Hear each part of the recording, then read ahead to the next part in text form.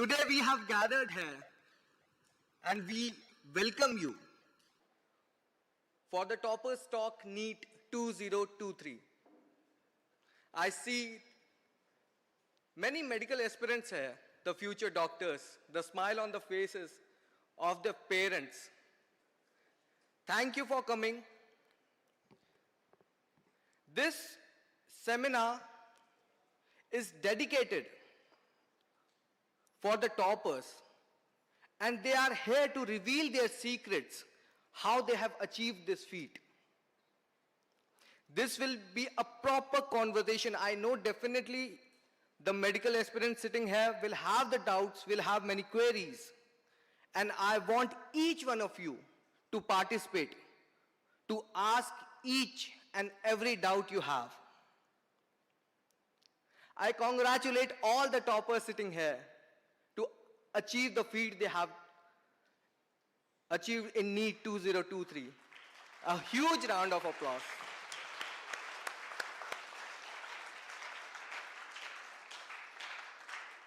Do you know the first and the foremost thing, who can tell me the first and the foremost thing which is needed to achieve whatever you have dreamed of? Any medical aspirant here? I know the answer the toppers have. Any student? The first and the foremost thing which is needed. Nobody. Somebody. I can have. You cannot. You can say the answers. Persistence. Good. Yes. The parent knows. The trust. Trust on yourself. Self-trust is the most and the utmost important thing which a student should have when he or she starts preparing for competitive exam. And that too NEET, you should have one. And I congratulate again to all the toppers here to achieve the feat they have done. And it's great. It's literally great. And the second thing which is most important within your life in your journey of competitive exam is your guidance. Without guidance, you cannot achieve. There should be someone to show the path. Your parents are there to hold your hand and they will walk with you. But somebody should be there to show the path. So for that, a guru is needed.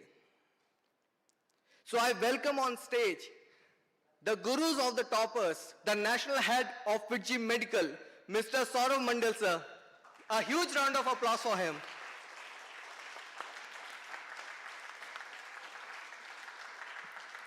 Mr. P.V. Ramachandra sir. A huge round of applause for him. Mr. Andrew Jones.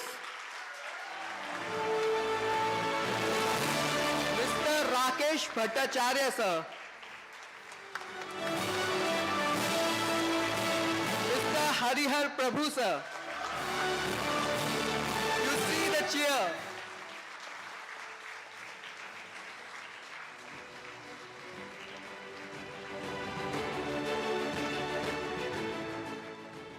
Thank you sir. Thank you for giving us the toppers, for your guidance for these toppers, and I would like Saurav sir, the national head of FIITJEE Medical, to say a few words and start this conversation. Thank you, sir. Please.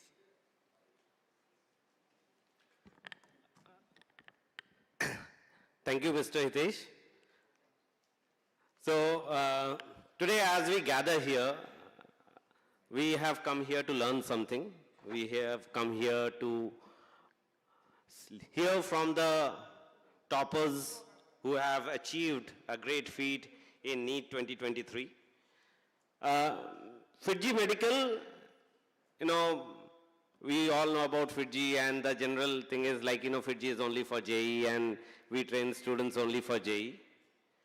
Yes, FIITJEE started as Forum for IIT JEE. The name itself says the Forum for IIT JEE, and its focus is towards training for JEE. But down the line, somewhere in the year 2017, we felt a need that, especially in Tamil Nadu, that there is a great aspiration among the students, and most of them our own students who were joining us in class 6, 7th, 8th, 9th, 10th, they also aspire to become doctors, to make a career in the field of medicine. So, in a very humble way, first we started one program in Coimbatore. So at that time I was in Coimbatore, and so we started in Coimbatore in 2012. It was a small batch, and there were around 13 students, and with that we started. At that time NEET was not there, AIPMT was there. In between NEET came for a year, and then again AIPMT came back. So there was a lot of instability, but we started and went on. Finally in 2017, we formally announced and formed the FIITJEE Medical. So our aim is very clear and simple. We keep ourselves limited to a small group of students, but focused. If you see the number of students that we took for their batch, for the batch which has passed in 2023, we had taken around about 130, 135 students. But we ensured that 98% of the students qualified NEET.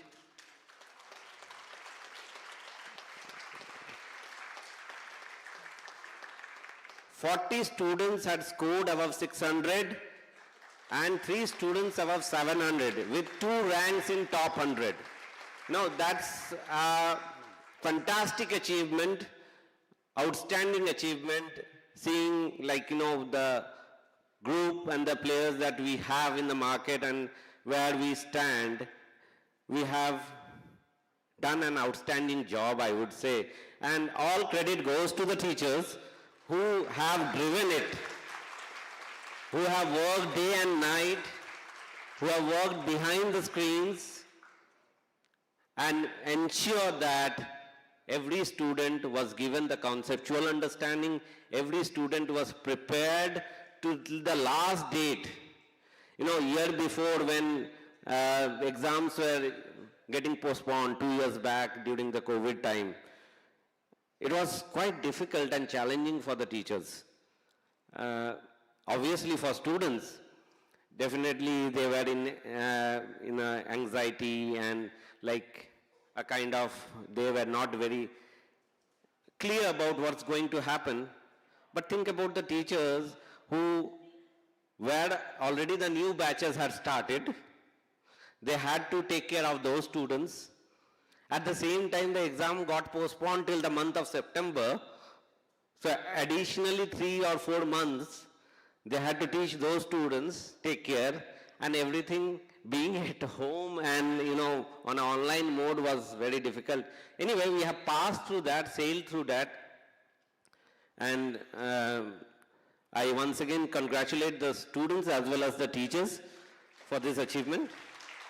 Now, I'd like to call the students on stage. Right, but before that, I would request the teachers to say a word or two. First, with Dr. P.V. Ramachandran, sir.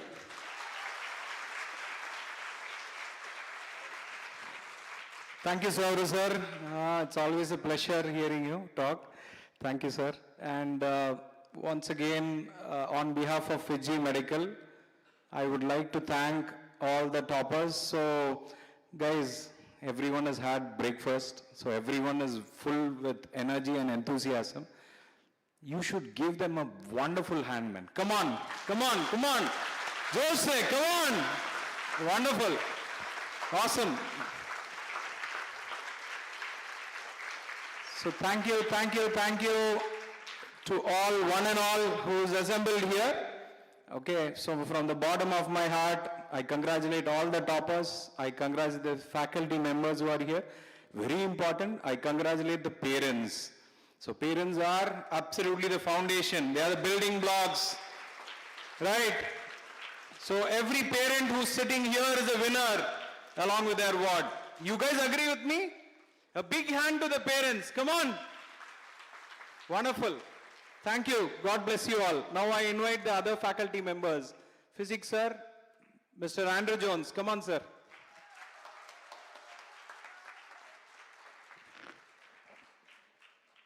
Good morning, all of you.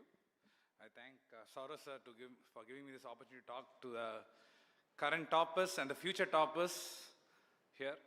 So first of all, it was a pleasure teaching this current outgoing batch. And more than they thanking me, I should thank them for allowing me to be a physics teacher for them. And as BPR sir was saying, it's mainly for the parents who have trusted us and been part of our training as well, because we needed the cooperation from parents as well, especially whenever we give some intensive training towards the end. So I thank the parents as well, and I really hope the future aspirants here, the future doctors here, take some good learning from your seniors and pass it on to the next generation, next batches, so on. Thank you so much. Thank you. I request PRB sir to talk a few words.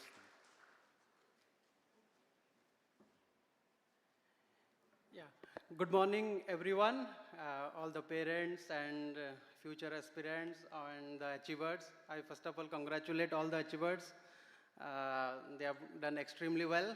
I belong to Coimbatore Center, a physics teacher, where FIITJEE Medical originated and doing extremely well year after year. The main thing is students, like, those who are sitting here, those who are going to talk to you are very much focused students. They trusted us and they worked towards it, and finally the result is in front of you. Today is the opportunity, whatever questions you have during the session, you can ask them. As a physics teacher, my tip would be like those who are preparing for NEET this year, 11th or 12th, or maybe you are in 9th and 10th, going by the trends, for physics, previous year medical entrance questions are what you need to solve first. Most of the questions are asked from there. Okay, that is, as a physics teacher, I can tell you can give first preference to those. After that, students are also there. You can talk to them. Okay, all the best. Okay, thank you. Next, I call chemistry teacher.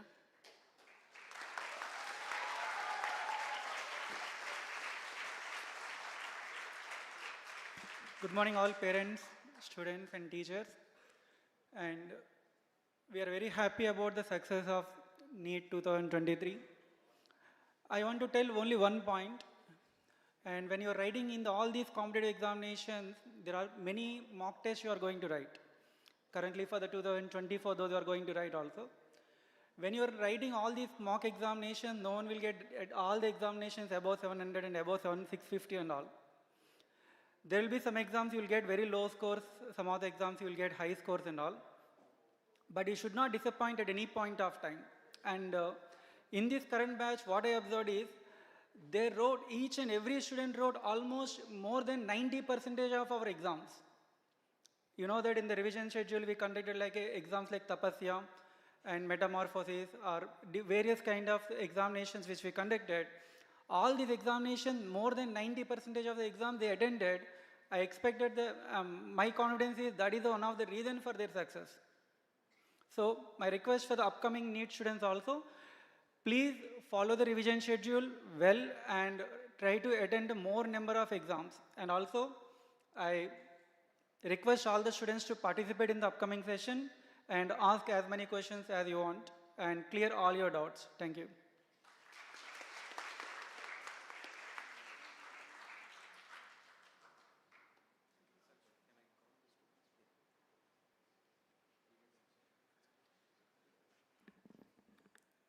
Thank you, dear faculty members, for your valuable inputs. So it's always a pleasure interacting with all the faculty members. So, now I will call the toppers one by one on stage. So when I please call your name, please come over to the dais. So first of all, give a big hand to Mr. Jacob Bivin, All India rank 36, 710 out of 720 guys. Come on. Congratulations, Jacob.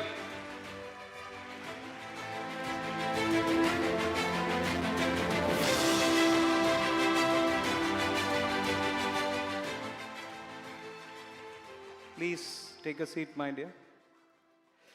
So next, I believe the next person is not here, so I'm just going to read out. Miss Sanjana, All India rank 91, 705 out of 720 from Coimbatore Center.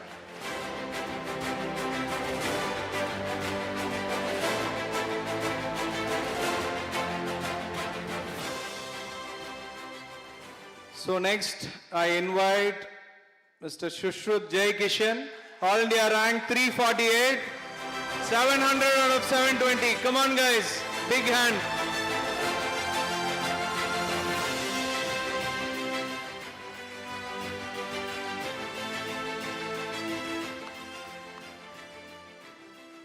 Next, I invite Mr. Aditya Sai Vittal, 691 out of 720. Come on guys, a big hand.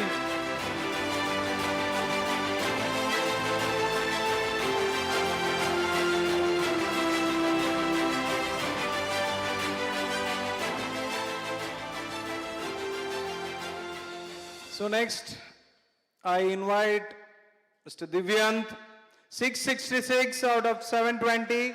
A big hand for Divyant. Come on, Divyant.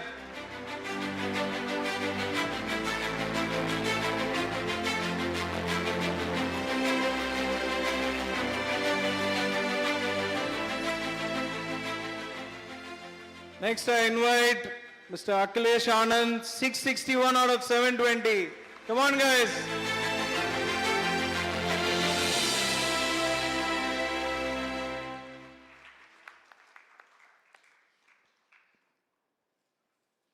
Next, I invite Mr. Saravanan Karthik, 655 out of 720. A big hand.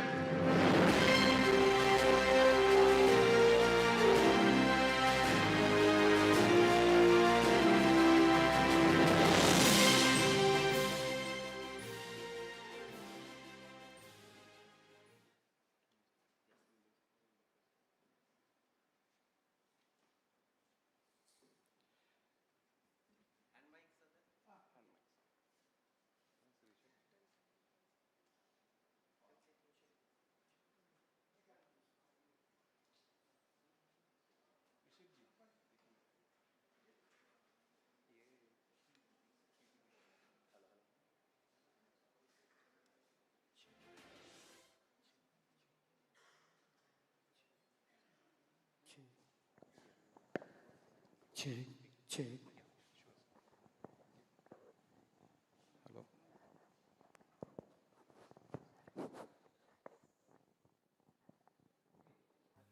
Yeah, so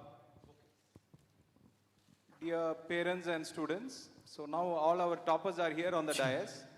So let us, it's wonderful to hear from the horse's mouth. So let us make sure the toppers are going to give us some inputs on how they travel through this wonderful journey of excellence. Right? So one by one we'll start. We'll start with Jacob Bevan. Hello, my dear. Wonderful. So can you please share some inputs regarding your preparation? So, mainly my NEET preparation was based on two things: being clear with the concepts and stressing on revision and being thorough with each and every chapter. Especially in biology, it's really tough to remember all the points. So once you learn a chapter, revising it multiple times, preferably making short notes, help me remember the facts for a long time in bio. And the same applies to inorganic chemistry, which is basically remembering things. With regard to physics, organic chemistry, topics like that, the concepts are very important. Only if we understand the concept, we'll be able to solve questions. So asking doubts and being clear with the concept was the main priority in physics and organic chemistry chapters like that. So being ready with these two things would ease in your NEET preparation. And apart from studying, writing tests, analyzing them, will give you that pattern of questions, how to approach a paper. So these are the things mainly I did my preparation. So Wonderful, wonderful. Right. Thank you. Yes. Hello. That was a good tip, and we will see more into it and delve deeper into it. So now Sanjana from Coimbatore, she could not come over here, but she has joined us online. Can we make her bigger in the screen so that everyone can see her? Is it possible? Anyway. Hello Sanjana, can you hear us? Sanjana, congratulations. Are you able to hear us? Sanjana, you're muted. Can you unmute yourself and speak?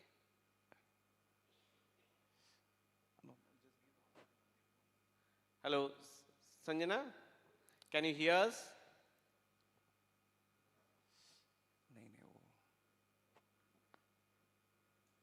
Hello.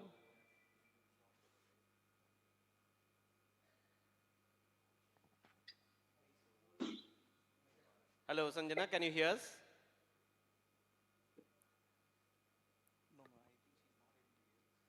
Hello, sir. Can you hear me? Yeah, we can hear you. Congratulations, Sanjana. Well done. Sanjana, she has scored 705 out of 720, All India rank 91. Hello, Sanjana. We are here to listen from you about your journey. Can you tell us in brief something about how you prepared and what you did to the students? Hello. Yes, Sanjana. Hello, sir. Can you hear me? Yes, yes, we can hear you. Yes, Sanjana, we can hear you. Sir, Please continue. able to hear you properly. Sanjana, we can hear you. Okay, please tell us about your journey. Okay, how was your preparation for FIITJEE Medical and all? So I'm Sanjana Ennis. So I joined FIITJEE in 9th standard, and in 11th and 12th I was a part of Zenith 2-year program. So I think that joining FIITJEE was the best decision that I ever made, because all the teachers were very, very experienced and very knowledgeable. They knew exactly what was needed for NEET, basically. Their notes, their teaching, their classes were very interactive. So I think my main learning happened in the classroom by interacting with the teachers and solving the problems, the worksheets that they gave. So I think 80% of my learning took place in the classroom. The remaining was self-study and hard work, which was like making sure that you understood everything that happened in the classroom. So I think it was a very fluctuating journey, because you'll have lots of ups and downs in these 2 years, and yeah, I won't deny it will be a very difficult journey, because this is one of the most difficult exams in the world, and so there's a huge pressure associated with it. So I think don't worry about marks getting fluctuated. If you stay on track and keep focused, I think you can achieve what you want.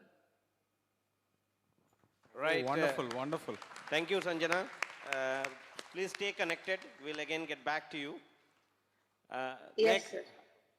Next, I invite Shushruth Jayagishan to share a few words of wisdom for your younger generation. Shushruth, come on. Hi everyone, my name is Shushruth. My journey started for NEET preparation. My journey started in 11th class. I got introduced to BPVS sir, even though I knew him before, and he took biology for me. It's a very great thing. He taught me biology in a very different way, which I have never seen before in FIITJEE. And for NEET, they hype you that it's a very difficult exam. I would say it is not a difficult exam. It's an easy exam which requires your hard work, dedication, and sincerity to the exam.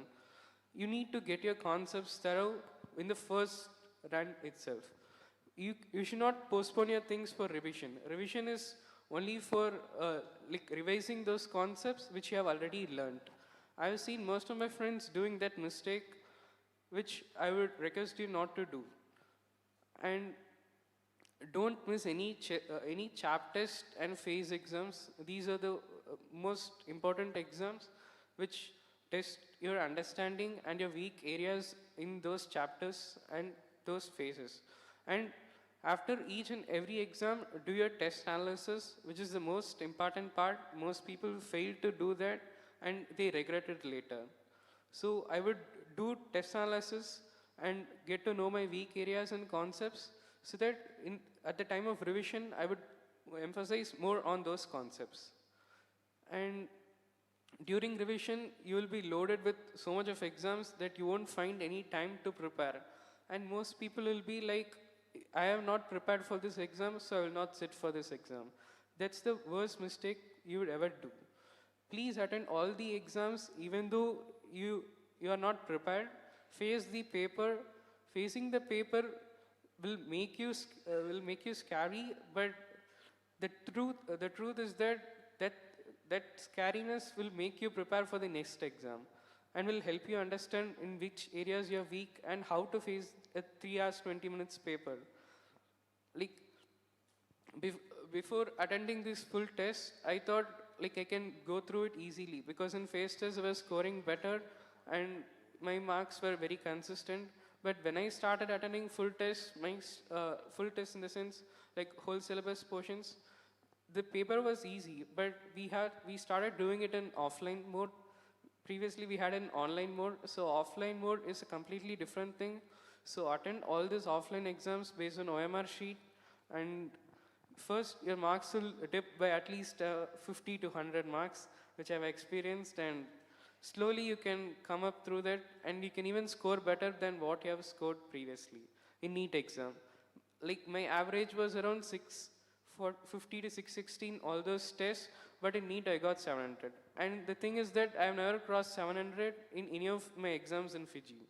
My maximum was 695. So FIITJEE, they give you difficult paper to train you for the best, but you have already prepared for the best. So don't let have self-confidence in yourself, and don't ever take let any affect any of your worst exams, your confidence. Thank you. Well said. Very good, very good. Very good, wonderful, wonderful, Sushruth. Thank you so much. Okay, we'll get back to you when we have a question and answer session. We'll get inputs from you also. Wonderful. See, one very important thing, okay, who said integrated students can only be winners?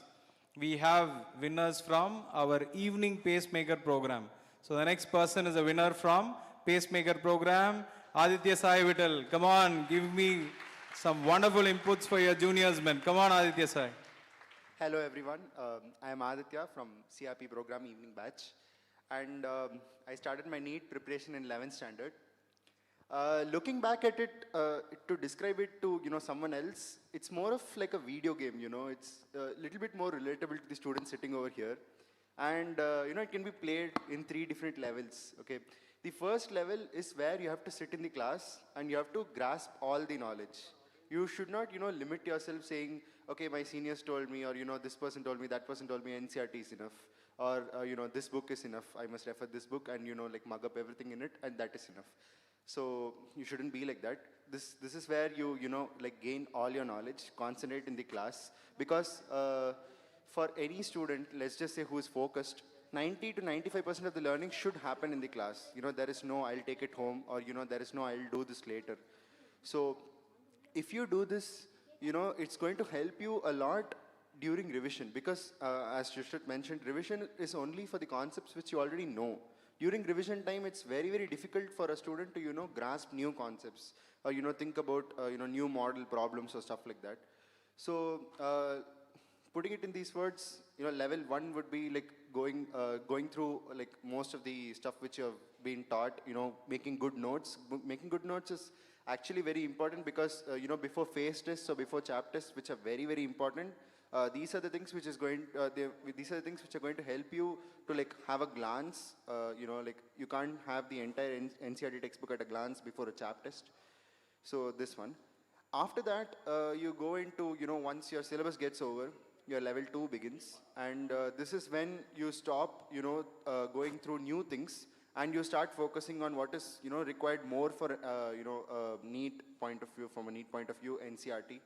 Archive problems, our packages, tab assignments, questions which you made mistakes in chap tests, questions which you made mistakes in, your FMTS series or your Tapasya series, if it has started. And, you've got to, get deep into this. You have to analyze everything, every question. And one more thing is that I have observed, even from myself, people only go through questions which you have made mistakes in. And, more often than not, some questions in the exam, when we are attempting it, we, get the right answer by fluke. Sometimes it's possible for everyone. And I would say go through every question, even, the ones which you have attempted right, because some of these questions in which, you got the answer by fluke and all, it will help you if you go through the question once more and if you're able to solve it again, like without referencing the solution or without asking your, faculty. I would recommend you to ask your faculty in case you have a doubt. Please do not hesitate. They will all help you, I'm sure. And during this phase, you will have to give it your all, because any slack on your part is going to mean, you not getting the top score possible. Because every student, you should never limit yourself. Every student can go for the 720 out of 720 in NEET. It is not a big task, because I used to think in 11th standard, if I cross 600, it's a good mark. If I cross 650, that's a great mark. I never used to think beyond that. But, as the 12th exams got over and, we got more into the intensive part of the preparation, you have to push your limits. Pushing your limits is the only way you can get the maximum possible mark, especially in an exam like NEET. And after that, once this level 2 part is over, you have the emotional part, because the last 1 month or the last 2-3 weeks before NEET, it's very, very difficult for a normal person to remain sane, because lot of different kinds of things will give you anxiety. What if this question comes in NEET? I do not know this topic, or I'm not able to understand this topic even after I ask my faculty 2 or 3 times. These kind of things. There is no one way to overcome them. You will have to live through it. You will have to just say it is what it is, and you'll have to live through it. You will have to go through the concept maximum times as possible. If you have a doubt in the concept, approach your faculty. I'm sure they won't, say no to you even if you go to them for the 10th time or the 50th time. So, all these 3 levels, they complement each other. You can't, you can go from level 1 to level 2 simply, but it's not going to be of any use. You'll have to go thoroughly through each one of these phases. And on the day of NEET as well, you have to be very calm. You have to remember, what you have done for the past 2 years, and you should never lose confidence in yourself. Thank you. Thank you, Aditya Sai. Wonderful, wonderful. So, wonderful words of wisdom to all the youngsters, okay, all the juniors who are sitting here. So, wonderful, wonderful. So, next, I'm going to invite a person. See, as I said about pacemaker or CRP program, okay, a person, many students have this doubt. Sir, I want to also concentrate in JEE main. I want to also, okay, prepare for NEET. Is it possible? Yes, it is possible. So we have amongst our midst, we have Divyan Soundararajan.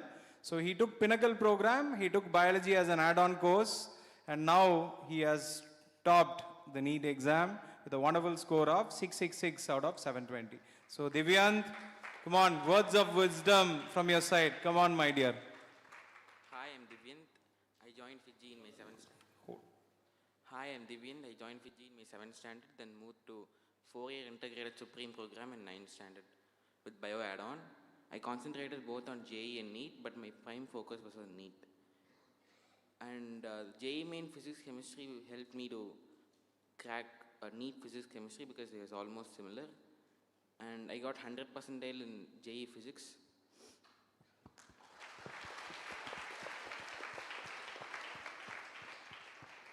Faculties are extremely dedicated and talented. They helped me always when I was low.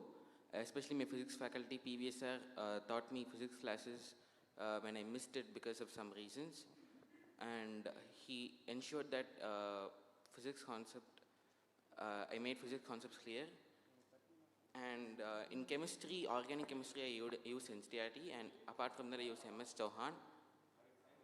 In organic chemistry, I just followed NCERT, and I wrote short notes for remembering the fact data, because in inorganic, there's a lot of fact data which you should remember.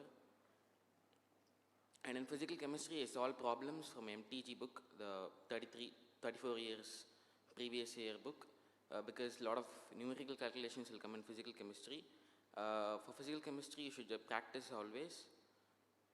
And don't use calculator when you're practicing, because when you use calculator in an examination, you're not allowed to use calculator, so you'll suffer because calculations may go wrong. And for biology, you just use NCERT and NCERT fingertips, which was used in my revision time. And for biology, I also use the 34 years MTG book. All questions from botany and zoology in this year is only from NCERT. So biology study NCERT only. Don't use other book. And the FIITJEE packages, the FIITJEE tests also helped me a lot. After boards, the Tapasya series helped me a lot to overcome my stress about that. I even got low marks in Tapasya sometimes, but but I didn't care about that because I worked hard towards the goal. And the FMTS series was for offline, which helped me overcome the OMR sheet marking, because the offline mode of exam and online mode of exam is completely different. For example, in a question, if you get answer 2 is the answer, but in OMR you mark 3, the answer will go wrong. So, because in JEE mode, JEE is an online exam and NEET is an offline exam, so that is the difference between JEE and NEET. Thank you, Divyan. Wonderful. Okay, wonderful insights shared by Divyan. So next, see who says, okay, silent people cannot be winners, man. Come on, our silent winner, Akhilesh Anand. Come on, Akhilesh, pearls of wisdom from your end. He scored 661 out of 720. Hello everyone, I'm Akhilesh. Firstly, I like to thank my faculties and parents who supported me all through my journey. What I think the reason for my success is that I used to study every day. I never skip a day of study. Even whatever happens, I will make something out of a day. And then many of them asked me, like, a challenging thing was that how you cope up with your NCERT studies as well as your CBSE. So what I initially thought was maybe I will focus right now with NEET, and then at the end during the exams alone, I will read my CBSE studies. But then I felt my mark wasn't satisfying. So then I took initiatives to also spend some time in my CBSE studies so that my boards won't get affected. So I would like to mention about this to my juniors. And then the test series that FIITJEE conducted was really helpful. Like, I wasn't that much good in physics earlier, but then these test series like helped me really, especially in physics. Like, it improved my problem solving skill. It made me solve in a different way as well. So I never skipped a test. Any test I have never skipped. And immediately after every test, I would have done test analysis as well, which is also important because I should know where I stand and where I lack. Yeah, test analysis were really helpful. And then attending these tests gives you immense things like you will know how to do your shading, and then how to manage your time, how to split time for different subjects. Like physics will usually take much time, so you should compensate it with biology. Like, these tests were really helpful. And then the amount of information that FIITJEE gave me was really awesome. They gave like packages, workbooks, archives for each chapter. So whenever you read and finish one chapter, you can solve questions from that, so that you can improve your understanding skills in each chapter. So yeah, thank you. Thank you, Akhilesh. Superb. Pearls of wisdom from Akhilesh. Wonderful. Next, I invite Saravanan Karthik. 1 minute, sir. Saravanan. So he's a student who has qualified for JEE Advanced as well. So a big hand of applause for him. So Saravanan Karthik, pearls of wisdom from you, please.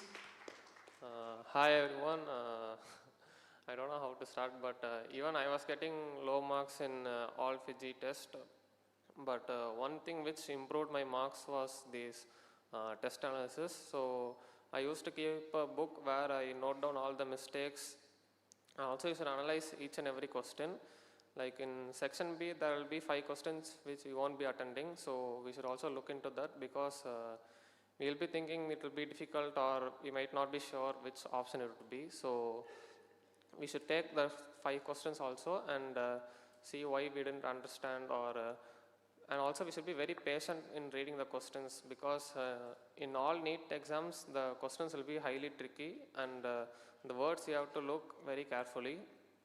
And usually I'll get low marks in physics only, so I used to start spending more time on physics in exams and also in my home. You should keep a formula sheet for the lessons in which you feel it's a difficulty. So I don't keep for every lessons. Say like thermodynamics means like only that lesson, and I used to revise it every day. And also every lesson is important, so you have to understand the initial lessons. So like if you understand that lesson, you can step on to the next lesson, because we have to understand this lesson, or else it will be difficult for the next upcoming lessons, and also the 12th one, because what we learned in the 11th we are going to apply in the 12th standard. So it applies to everything: physics, chemistry and biology. Chemistry in organic chemistry is highly conceptual, so you have to understand each and everything. NCERT book bag exercise has lots of questions, it will be highly helpful. Inorganic chemistry is highly factual, so you have to memorize it, and like you have to study and write down in a rough note or an A4 sheet without looking, and practice more three or four times. Physical chemistry is highly practicing only, like many formula based questions will be coming for NEET exam. And for biology, botany, zoology, 2 parts are there. Like botany will be highly difficult to understand for most of the people, because it will be highly difficult to imagine, visualize and stuff. Zoology will be easy, but you have to be consistent in reading every day. You have to read each and every line carefully. If you are getting low marks, you should not be worrying about that, because it has gone away. We should not be thinking about that. The past is past. We have to think what should we do next. So you should be ready for the next exam and be studying for that consistently. Thank you. Thank you. Thank you. Right, so those words of wisdom definitely have gone deep in heart of the NEET aspirants who are sitting over here. Now we will delve deeper into question wise, like, we have made certain questions which are generally in the mind of the students, but you are also free to ask. We'll come to you also, give you a chance to ask to them. So first we go forward with a certain set of questions, and can you move on to the question? So I think from there it's not.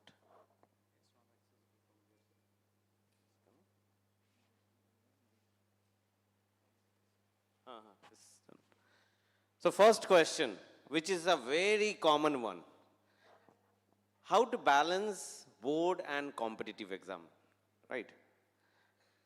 So this question, who will take it up? Who would like to answer this? Yes, Sushrut.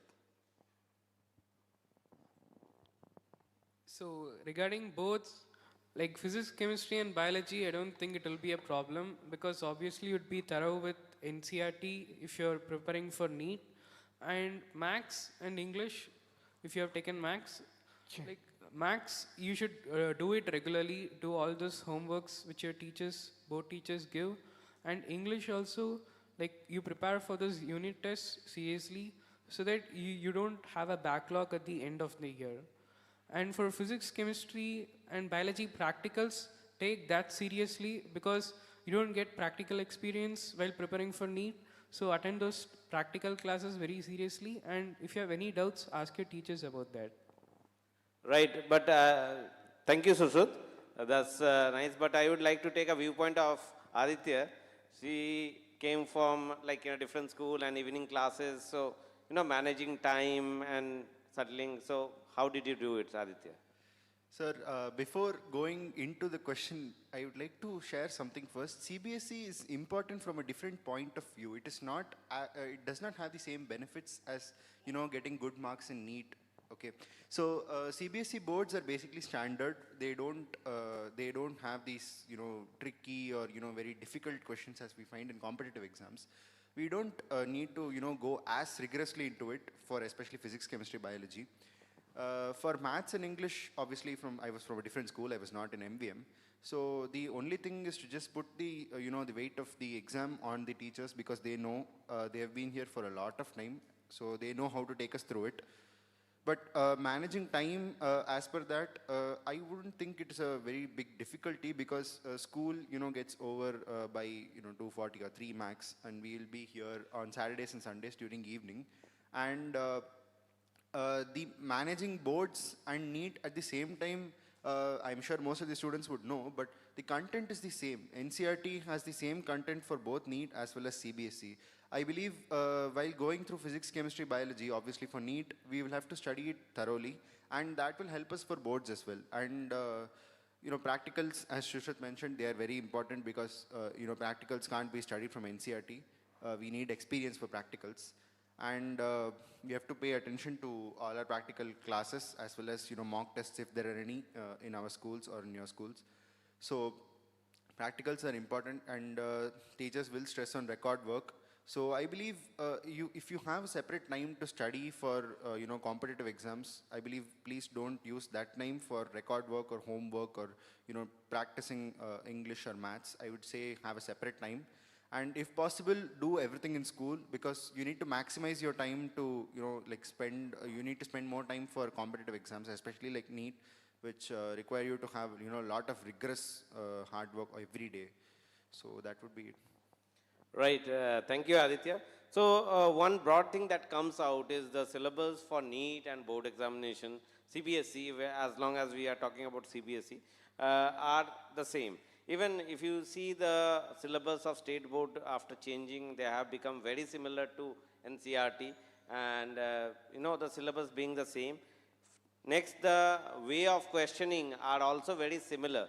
In fact, if you see, CBSE is changing. Now in board examination also, about 50% of the question are objective based, right? And they are also bringing in questions which involve MCQ, then match the following out like comprehension based question, right? Paragraph based questions. Such questions are coming in CBSE also. So the thin line between the competitive exam preparation and board examination preparation is slowly eroding. Only difference that I find is about the orientation. I mean to say, in a board examination, it's more of subjective writing practice that you have to do. So if you take your school exams seriously, I believe your preparation for board examination would be done. I would like, I think that all of them will concur with that. Right, so thank you, Aditya and Shushruth. Sir, adding on to your point, sir, I would just like to add one more thing. See, many of you guys are aware that for the board exams, for 10th boards and all, there is a assertion and reasoning type based questions.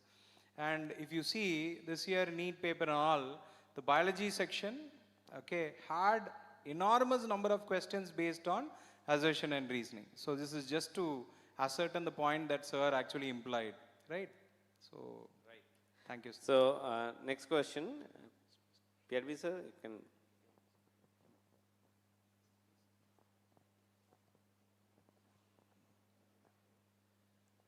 Yeah, this is the obvious question, like how many hours to study every day for NEET as well as for boards? Is there like a particular number of hours you would suggest? Yeah, we'll start with Jacob. We'll ask from everyone this question. Yeah. So you can hear from them. Like spending different time for boards and NEET, like as he said, biophysics and chemistry, it's the same topic. So it went hand in hand. Maths and English, I used to focus it just before the exam for English. And maths, as soon as sir teaches a chapter solving questions, that would be fine. You don't have to spend a lot of time doing things as soon as it finishes in class. That would be more than enough. And the hours you spend every day for NEET, it doesn't matter how long you study, it matters how productively you study. Like, I can say that if I spend 6 hours in a day studying, only 4 hours or 4.5 hours would be productive. That's true. I can't deny that, because the other time you will be thinking about something else in school, some other topic. If I'm studying physics, suddenly something in bio will come to my mind, and so I won't have the attention for the whole 6 hours. So how long you feel you have been studying productively is what matters. So if you are able to study with full concentration for 2 hours, that's more than enough. But you have to study every day for a given fixed time. So I think that would be enough. Right. Others, like, how many hours, if I say, in terms of studying, did you study?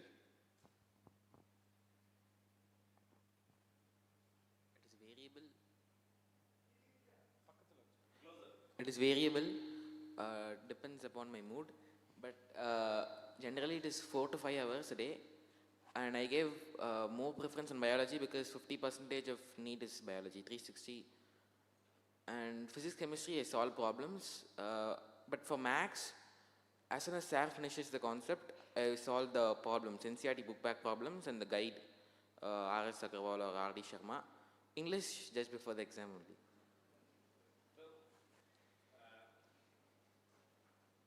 You said 4 to 5 hours a day. I would like to clarify it's after school hours. Right. Can you also tell about holidays, Sundays?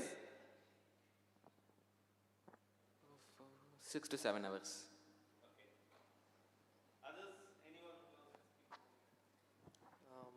After school hours, I'll study for 3 to 4 hours, only NEET preparation.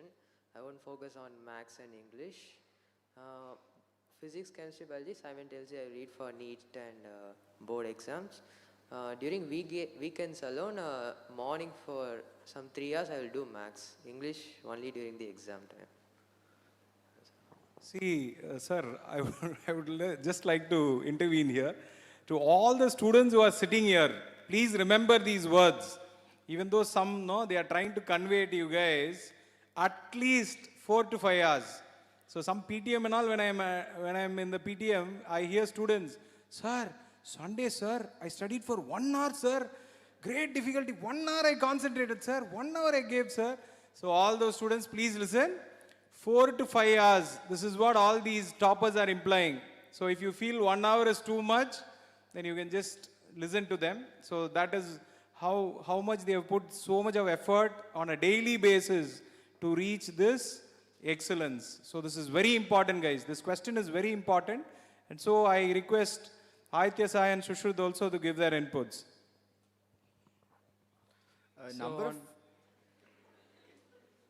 So on weekdays, I would study at least half an hour because I used to have daily homeworks for maths at school.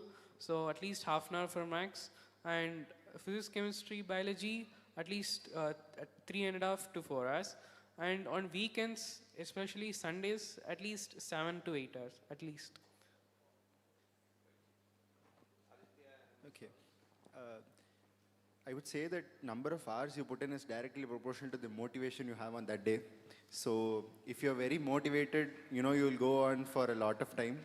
If you're not motivated, I would suggest you to pick up maths or English because, that's the only other thing which you can do. Besides that, since I was in the evening batch, I had classes on Saturdays and Sundays, and it was very difficult to study at that time because morning I'll have school on Saturdays and evening I'll have to come to FIITJEE. So for people who are there in this situation, I would just suggest you one thing: pay as much attention as possible in the class, keep less for when you come home. So that, if you come home at 8:30 at night on a Saturday, if you have, evening classes, I would not, suggest you to go on till 12 o'clock or 2 o'clock. I would suggest you have good dinner and have, a great sleep, have 7 to 8 hours of sleep. Study on a proper day when you have a lot of time, because if you try to study during a time constrained, period, it'll be very difficult for you. Nothing will go into your brain. Even you can just stare at the book for hours together and nothing will enter your brain. So I would say before studying, make sure that you're, free, make sure that your mind is calm, and make sure that you don't have any other work that is nagging you. So number of hours, it is very, very variable, because on one day you could go on for like 4 or 5 hours, and the other day it's very difficult to go on for even 4 or 5 minutes, because you have so many other things to do. So I would say, have less for when you come back home, do maximum work in the school or in your FIITJEE class. And as for maths or English, I would suggest you to do the same thing. Listen to your English and maths teachers, because they are very experienced. They would tell you most of the things in the class itself. For maths, especially, I would suggest you to practice at home, not too rigorously, because boards are not the main concern for a lot of people, even though they are very important. So please go on with it as half an hour or something, as you should told. But for English, definitely, even half an hour a day might seem too much for a student. So I would just say maximum you can listen at school, and 5% or 10% you can do it before the exam. That's it. So Saravanan, Karthik, your inputs, my dear. For board exam, I would like to say about English and Maths. English you can study mainly in the school itself, you won't have to do much in home, you have to just understand the sequence of the story, poem, that's it. For Maths, you have to just stick with NCERT, see the solved examples mainly, and practice and ask any doubts with the teachers, and the pre-board exams, this will be happening, so you have to just look into that and practice more and more. Wonderful, wonderful. Thank you, thank you. We'll move on to the next Yes. one.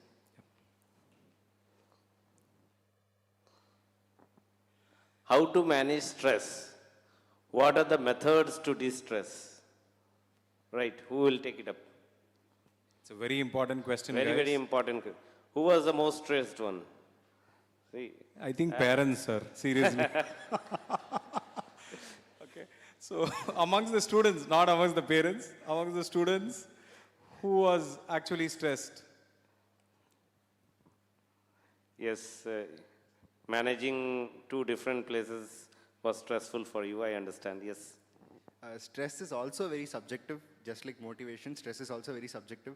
And if you feel any stress anywhere at any point, I would suggest you just stop doing what you're doing and do something else. Something else could also mean, staring at something else in the room, or, thinking about something else, or just going somewhere else, okay? The main point of de-stressing is to just stop doing what you're doing and do something completely unrelated. Let's just say you're bored with, studying morphology, you can do two things. Either you can study a different subject, okay? Or you can just leave the place where you're sitting, go around. If you're at home and you can't go out, walk around the house, do something else. If you can go out, I would suggest you to, have some sport activities in mind, so that you can also keep yourself fit while studying. Also, at the same time, don't involve yourself too much in sport activities, because that is not very helpful for NEET. It is just there for a de-stressing thing. So that's Right. To add on to it, I would like to ask, what was the major reason for stress? So, Akhilesh, can you answer this?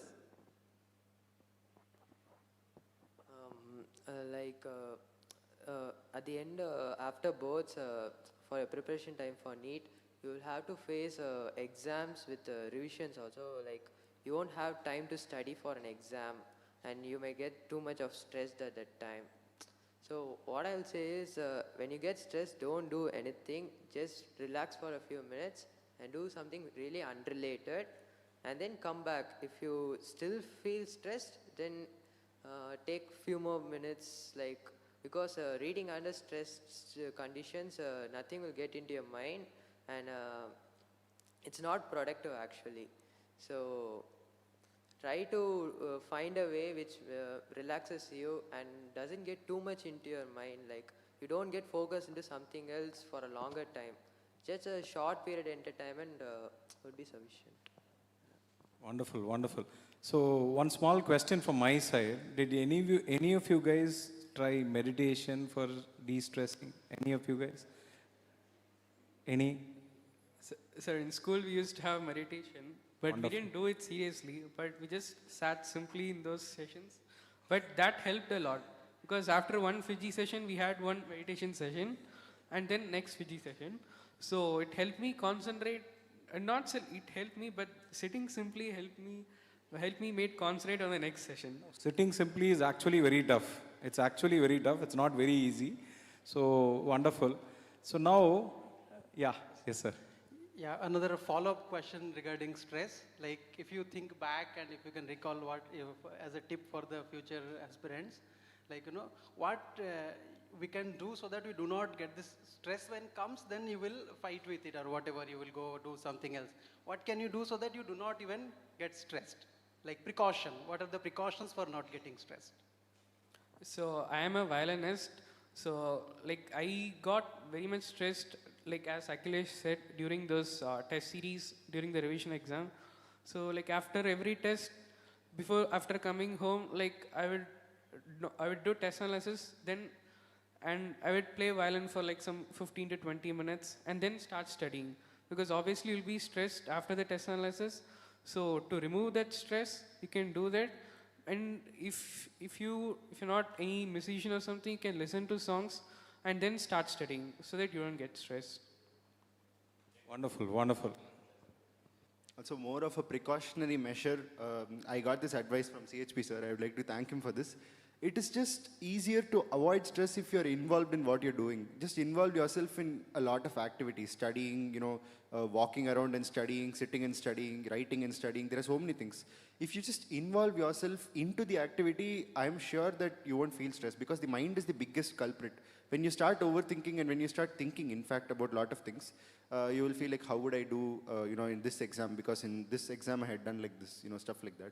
I would suggest you don't think about these things. Just involve yourself in whatever task you're doing. Even if you're like cutting vegetables, just involve yourself in it.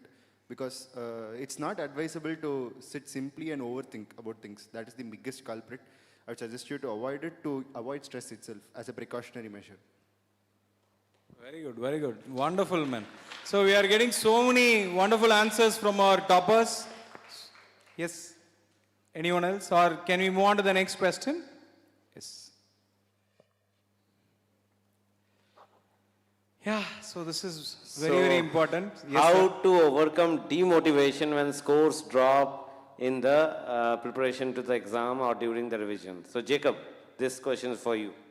So in 11th, when I started my preparation, my scores were really bad. Like how much ever I try, take in more effort, my scores weren't increasing. It was stagnant in that 550 range. I couldn't go above 550. I didn't know why. But then slowly I start introspecting what happens, why I'm not able to score.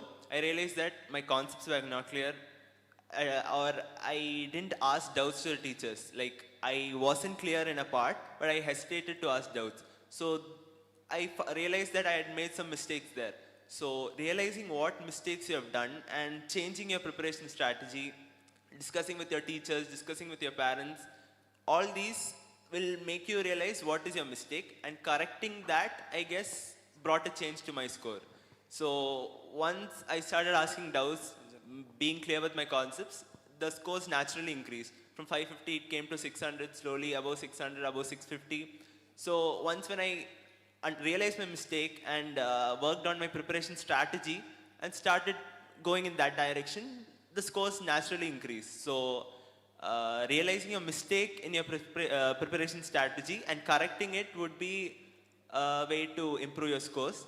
And it's a 2-year long journey. You're sure to have ups and downs. So even at your lowest point, have the trust in you, have faith that you can improve. You'll be able to improve in the near future. So having this trust and working hard will help you improve your scores. Yes, thank you, Jacob. Now I invite Sanjana for her inputs. Sanjana, can you hear us? Sanjana, are you able to hear us?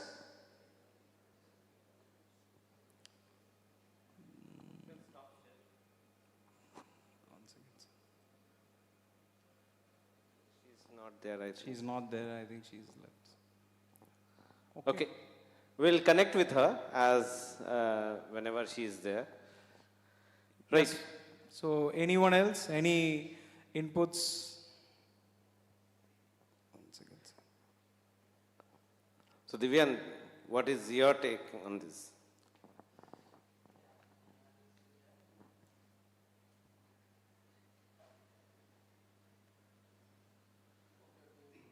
Even the week before NEET, I got less score, around 600, but I didn't get that into my mind. I keep on working hard and I have faith and trust in myself. I revised my physics, chemistry, biology concepts on NCRT, and I absorbed my scores increasing from 600 to 650 and achieved 666 in NEET. Don't lose faith and keep on working hard. That's the key to success. And test analysis is also very important. When you get low marks, don't be demotivated. Do test analysis and correct the mistakes. And never hesitate to ask doubts to faculties, because they will be very helpful. Even if you ask the doubt in 10th time or 20th time, they will help you, because they are very kind and they are very dedicated to help you. Thank you, my dear. Wonderful. Anyone else? Yeah, Saravanan, please. When I get low marks, we'll just know that the mistakes will be either careless mistakes like plus, minus, minus, plus, or formula mistakes, or we'll not thorough the concept. So just take your test analysis book and start introspecting and know why you are making mistake. And next time you are doing the exam, you should be careful and slowly you should read the question to avoid the careless mistake. Check your calculations. And first thing is not be panicking about getting low marks. Marks will improve when you start studying, and just keep the self-confidence, and you should have that self-discipline that you should be studying all the time. You should not be very sad and demotivated. That's all. Yeah, thank you. So, Sanjana, can you hear us? Sanjana, are you able to hear us? Yes, sir. Yes, sir. Can you hear me? Yeah, I can hear you. Sanjana, can you see the question here? How to overcome demotivation when the scores drop? So this is a question that all the toppers are answering. Can you please give your inputs? So, as I said, one thing that is like common all over competitive exams and coaching centers is fluctuation of score.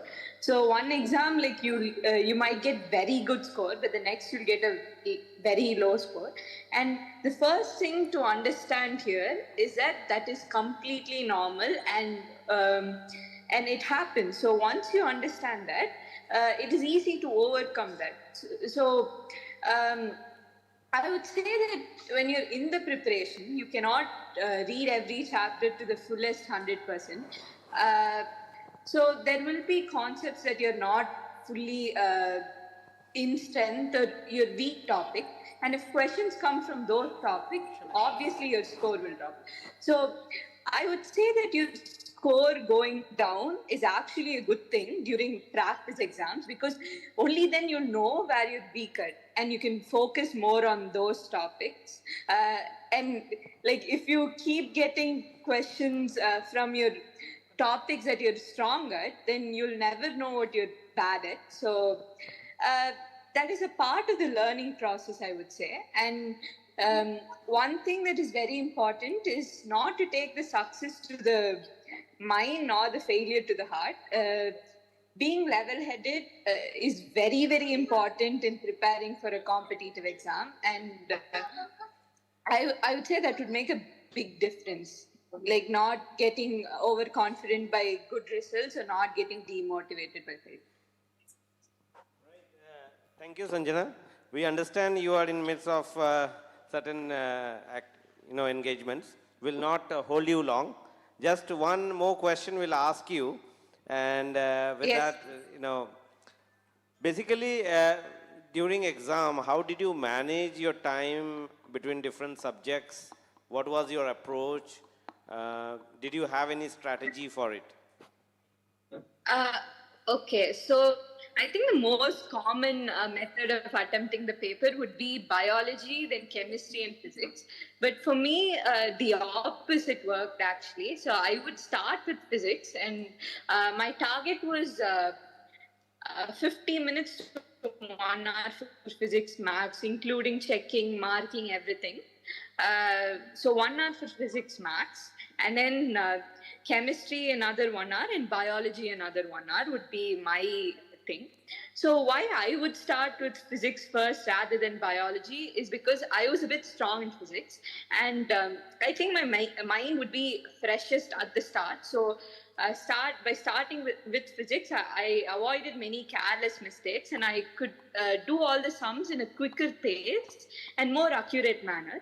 And then so at the end, biology would be like reading and answering, which so by the end of like 2 hours, your brain starts to get tired. So it works differently for different people. For me, and you can find it out by trial and error during your 11th standard. So during the first half of 11, try new patterns, try starting with different subjects, try experimenting, and you'll find out which works for you. And for me, this worked. Like I would start with physics, complete it, then chemistry, and then finally biology. And the other thing is you won't get 3 hours, 20 minutes for the actual exam. The extra 20 minutes is for all the formalities, for the thumbprints, for the signature and everything. So you have to complete your exam in 3 hours, because in the worst case scenario, you will get only 3 hours during the exam. So from now on, keep that in mind. Use only 3 hours, don't use 3 hours, 20 minutes. That's it. Right. Thank you, Sanjana. Just before you leave, is there anyone from the audience who would like to ask anything to Sanjana, specifically, any question to her? Maybe we can take 1 or 2 questions and then we can leave her for the day. Any student who has a specific question for Sanjana? Yes, over there. Can someone get a mic to him, please?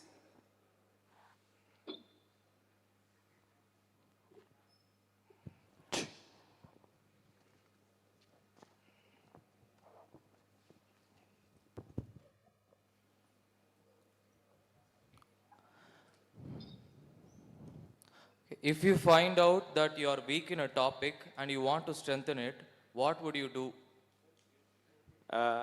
Did you hear, Sanjana? If you are weak in a topic and you want to strengthen it, what would you do? Sir, can you repeat the question, sir? If you are weak in a topic and you want to strengthen it, what would you do? Okay, weak in a topic and then strengthen it. So, first thing I would do is approach the teachers. So that is the best way I would say, because they would know like what to do to strengthen it than you finding it out yourself. So that is an easier way.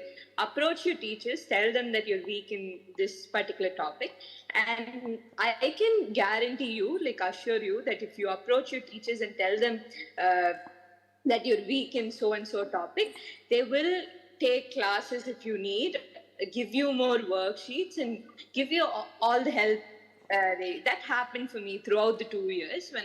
Whenever we approached, like not only me, throughout my class, the teachers took that extra effort. So approach your teachers, that is the first thing, and use the extra support they give.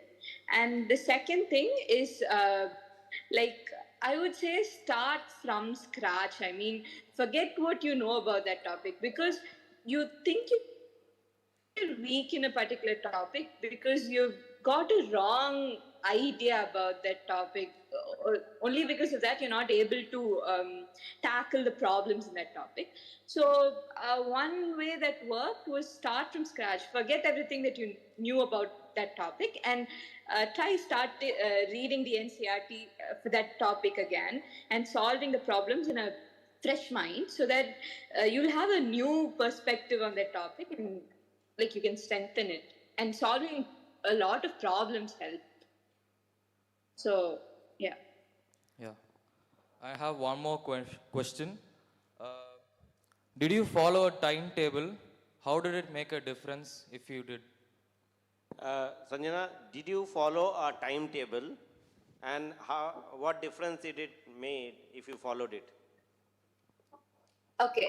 To be honest, till the first half of 12th, I didn't have any timetable. And the problem with not having timetable is that you can get easily distracted and you can postpone things. So that is human tendency. And when you don't have a fixed schedule, that happens very, very easily. So from the second half of 12th, I had a timetable, and like in the start, I couldn't do 3 hours a day, 4 hours a day, like you're supposed to for competitive exams. But so you cannot, like, from the start, reading consistently for that amount of time is very, very hard. So I would say when you're doing a timetable, start with small steps. Like, it's okay for the first week, start with half an hour a day, but a fully effective, productive half an hour for 1 week. And then progress slowly. Only then consistency will be maintained. So the progress must be gradual. And in my timetable, like, I would learn biology in the morning and physics and chemistry in the evening. So that used to be my regular timetable. And one other thing that many people ignore is having relaxation time in your timetable. Like, I keep telling this a lot, but because it is very, very important. Because you're in a very stressful environment. Like, even if you don't realize it, the pressure of marks, the pressure of keeping up with that huge syllabus, and also, like, you're basically learning 2 years of syllabus in 1 year. So it's a lot of pressure. So if you need to keep going without burning out, the most important thing is to have relaxation time. So incorporate relaxation time and time with your friends and family into the timetable, so that you won't feel guilty that you're wasting time, but also and you're also in track with the timetable, but you're also making sure that you don't get burnt out, and that is very, very essential for maintaining consistency.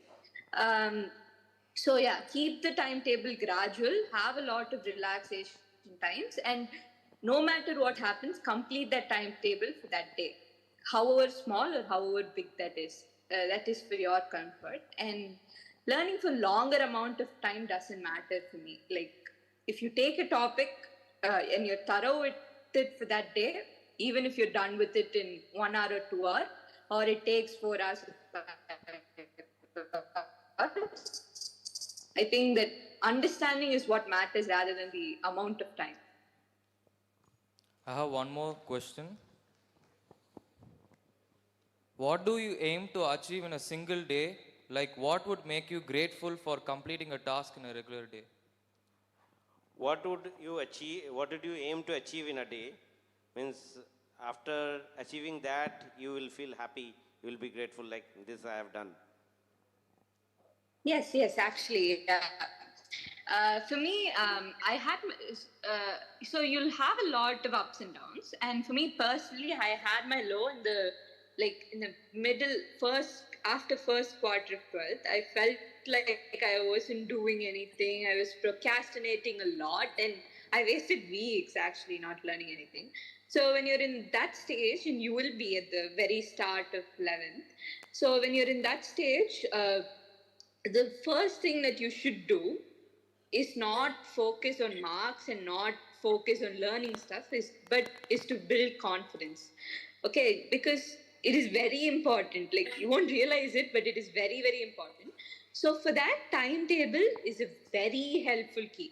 So when you keep small targets at the beginning, like, I take 1 hour, I read 2 pages. I read 1 chapter a day in 2 hours. So I have a very small target at the beginning, very small target.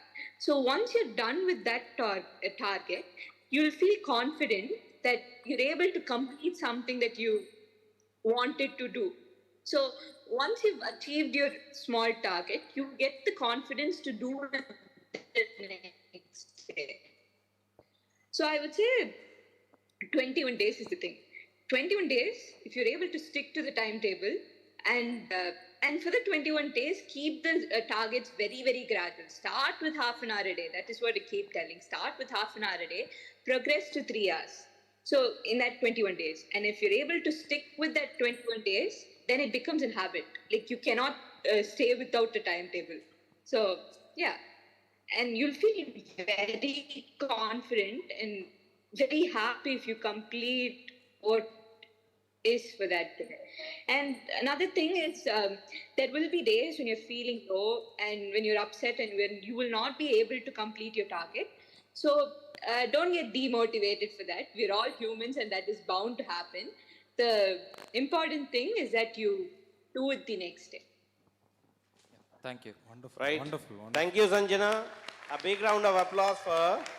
And thank you for joining us in spite of being engaged with other activities. We'll catch up later. Maybe when I come to Coimbatore, I'll like to meet you. So thank you. Thank you. Thank you. Thank you. Thank you, everyone. Thank you. Okay, so we move forward and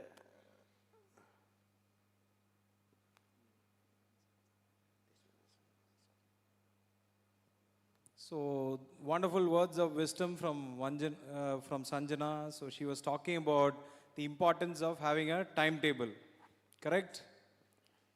So next.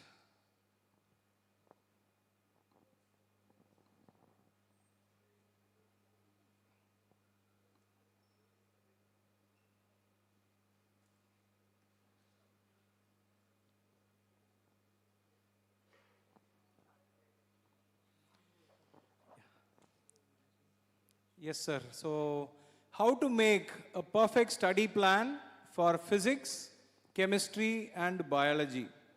So, is it required to make a special plan? Are formula booklets important in the case of physics? Okay, memorizing terms and concepts important in the case of biology. So, who would like to take this question amongst the toppers? Yes, Jacob, come on. So for physics, it was mainly concept-oriented stuff, except in the 12th towards then chapters like semiconductors, you have to remember things a lot. Apart from those, everything is concept-oriented. So if you're clear with the concept, you can solve whatever range of questions they give you, if you're clear with the concept. So physics was mainly clearing the concepts, asking all doubts. Like answers are accessible anytime. We can ask doubts without any hesitation. So as long as we keep asking doubts and clearing our doubts, we will be clear with the concept. So until we are clear with the concept, ask doubts. So physics was mainly about that. And like towards the end, just 2 weeks before NEET or 3 weeks before NEET, you have a lot of things to do. So it is not practical to go through the whole chapter again in physics. So making formula books will be really helpful. Like 50-page formula book that consists of all the formulas in 11th and 12th physics. You can just flip through the pages. You can go through the chapter formulas that you feel you'll forget. Doing this towards the end would be really helpful and will make sure that you have revised the whole thing towards the end. So that's for physics. And along with all these things, solving a lot of questions. Like before every CPT, we had like 1.5 week time. So after being clear with the concept and the answers notes, I used to solve a lot of questions, like whatever is available from whatever books I have, like DC Pandey or H.C. Verma, or even the coaching modules. So solving a lot of questions will expose you to the different types of questions that can be asked. So like if you're not able to solve a question, introspect on why you're not able to solve, ask the doubt then and there, clear your doubts. So this is all I can say for physics. Bio is just NCERT, except for some chapters like human physiology, anatomy, you need to kind of understand the concept. So apart from that, it's mainly remembering the facts in NCERT, and to remember the facts, you have to repeatedly revise it. So once you're done with your first study plan, or once the cert finishes teaching the chapter, you have to like revise the chapter in regular intervals before CPT or before a phase test. Like multiple revisions will do it. It'll help you remember all the facts. Then for chemistry, Organic chemistry has a lot of concepts in it. So understanding the concept and remembering what the facts will make it easy.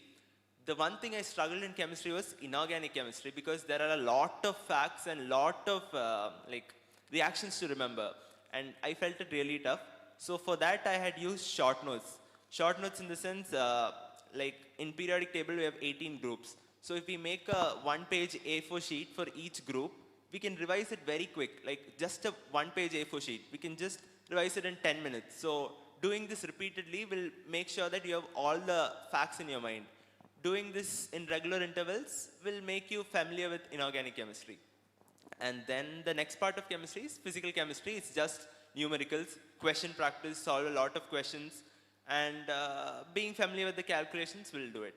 And one thing I forgot to add is bio, we tend to ignore questions. Like we think it's just memory-based. It is memory-based thing, but there are variety of questions that can be asked. So after doing your study part in bio, practice a lot of questions, but it should be NCERT based. Solving questions out of NCERT, I don't think it is relevant here. Solving NCERT based questions from specific lines of NCERT would really help remember the facts. So this is all I can say about the study plan for physics, chemistry and biology. Thank you, my dear. Yes, Aditya sir, your inputs? I like to go through this point by point. Let's start with physics. For physics, I would say do not postpone things. Once the chapter is over, solve the questions. Don't think there are 100 questions. Okay, I'll solve 20 of them now, 20 tomorrow, or let's 20 in the morning, 20 in the afternoon, 20 in the evening. That's something, if you want to do it, if you're able to do it consistently, you may do it. But I would say do not postpone things. Do the questions as soon as possible. Solve maximum number of problems. Go for the package first. Solve the archives. It's really, really important to solve the archives to analyze the trends of questions which are being asked. And I would say while solving the archives too, don't think that, from this topic questions have not been asked. So let me skip this topic. I find this topic difficult and I find that they have not asked questions from this topic. So what is the use of studying this topic? It's nothing like that. All topics are important when it comes to exams like NEET because no one can predict which kind of question will come from which kind of a topic. So that is it for physics. Solve maximum number of questions, ask doubts because no one, not even the biggest topper in the world can solve every question in physics without getting a doubt. Please ask your doubts, get them clarified and get them clarified as soon as possible. Do not postpone doubt clarification. Going for chemistry, organic, inorganic and physical are really three different things. For physical chemistry, the approach which you use for physics should be considered because it's mostly similar. And for organic and inorganic though, apart from the regular answers to such kind of questions, I feel like there are a few different things which you can do. We still have a lot of time. I know that you wouldn't have completed the portions by now or the syllabus by now. So I would say you still have time. So these things are for when you still have time. Let's start with inorganic. Inorganic, I would say it is very useful if you are able to analyze the reactions which you get. Like, for example, let's just say in 11th standard you have stoichiometry and redox reactions and stuff like that. I would say that it would help you a lot if you're able to analyze the redox reactions and predict the behavior of chemicals. Let's say you have you have a Br minus atom and you want to react it with some other thing. You have to try to understand why it is reacting like that. What is the purpose of the reaction and stuff like that. And when you analyze the reaction, like when you go in depth into the reaction and when you analyze a lot of reactions in the same manner, I would say after a course of time, you will be able to predict reactions by yourself if you do it properly. See, the thing is, NCERT reactions are very, very important, especially for inorganic chemistry. I would say, before straight up mugging up the NCERT reactions, I would say try to predict it yourself. Check if what you've predicted is correct. That will give you, it will boost up your confidence because inorganic chemistry is really stressful for people who are not able to memorize, stuff at once. If you're able to predict the behavior of chemicals, it will be very, very helpful. And when it comes to organic, it is extremely conceptual. Like basics are very, very important. If you're not thorough in the basics, you won't be able to do any kind of question, not even the easiest of the questions. Basics and named reactions are two things which you should be thorough with before touching organic. So even in organic, there are some questions in the package or in the tab assignment or in some of the tests which you would have written or will write in the future. the questions won't be direct. They won't ask you a direct named reaction. That's because they want to improve your concept, strength. What I would say is you will have to think like if I give a big aromatic compound and I react it with some, like, let's say some hydroxyl ion or something, I would recommend you to think what will happen before thinking of any named reaction, or thinking of what step to proceed. Or if they ask you to write out a synthesis or something, I would recommend you to think about what will happen if you use a certain chemical. Or it's like more of like you become the chemical itself and look out for what you want. If I want an electron from a compound, or if I want a proton from somewhere, or if I'd like to extract a halogen from somewhere and replace myself over there, you'll have to think from the point of view of the chemical. That will help you to, make reactions easier for you. And coming to biology, there are two ways to do it, okay? The first way is you have an eidetic memory and you can remember everything at once. That is not possible for everyone. If it is possible for you, well and good.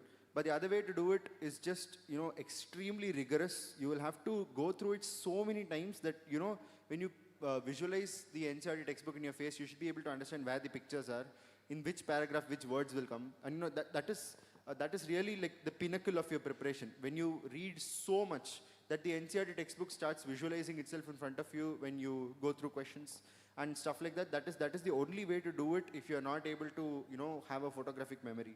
And coming to formula booklets, it is only useful at the end of your preparation. If you go through formula booklets when you're, introduced to a chapter or something, it is very, very difficult to predict what will happen later. Because let's just say for thermodynamics, you've been taught thermodynamics, and you make a formula sheet, and from day one you start revising the formula sheet.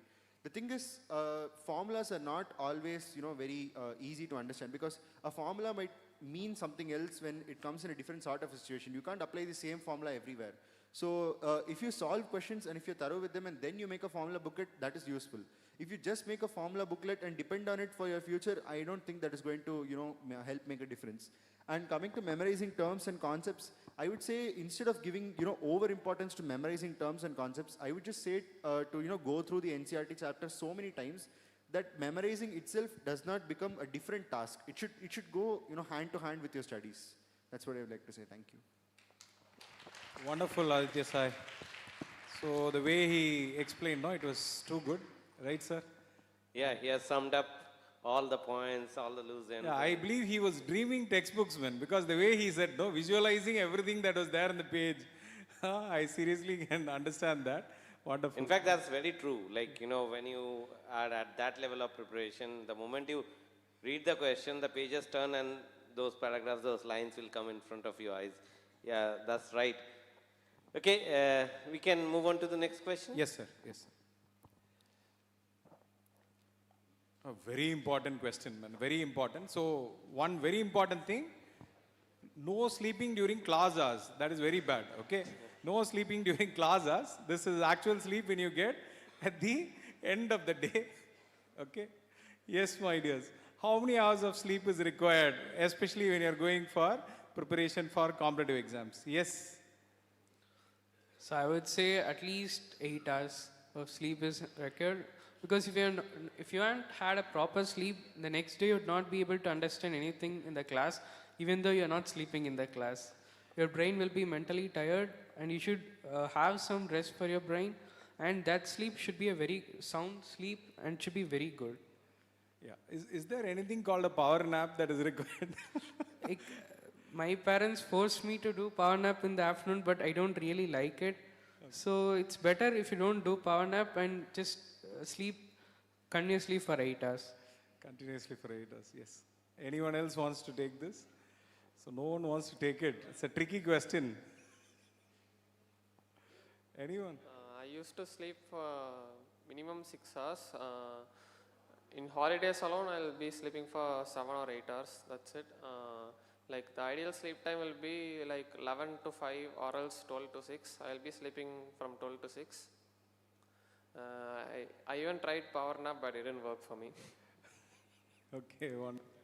Akhilesh? I actually study mostly at my night because I'm more comfortable only at night. But then I used to do my sleeping at my daytime, I mean morning. And during class hours? Not. Okay, not just in joking. class. Yeah. So then I felt it is not working properly for me. Like I couldn't focus much on the morning classes. So I actually changed my schedule. I started sleeping at night and studying at morning. Um, Very good. yeah, I think it's good. How many hours? How many hours did you I sleep? sleep 7 to 8 hours. 7 to 8 hours. Wonderful, wonderful. Anyone else? Jacob? The duration of sleep depends on the necessity. It depends person to person. Like I used to sleep for 6 to 7 hours. And one thing I want to tell is sleeping in the afternoon, like the NEET exam is from 2 o'clock to 5 o'clock. So sleeping at that time is really risky towards the end. If you have a habit of sleeping at that time, it's better to change because you'll feel dull during the exam. So make sure you don't sleep at that time. 6 to 7 hours, 7 to 8 hours of sleep every day should be enough. So what I personally believe is if you have a holiday or a day off, so 12 to 6 is out of bounds. Don't sleep, right? Because normally you report to the NEET exam hall at least a couple of hours before the start of the examination. So it's a very valuable point, guys. Please make a note, right? So thank you. Sir, can we move on or anyone else? Any inputs? Yeah, please. I also used to sleep 6 to 7 hours, but in Sundays I used to sleep 7 to 8 hours. And I avoid power naps because the NEET exam timing is in the afternoon, 2 to 5:20. During the time I take my examinations, the Tapasya test series, which is very helpful for me NEET examination. And in sleeping and eating, I make no compromise in. That is true.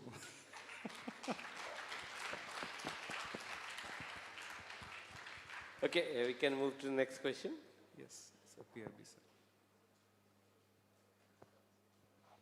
How to prepare for NEET during pre-board and board examination? Yeah, especially this I want to also add that, see, when you study in 11th, you don't have much pressure of performing in annual exam.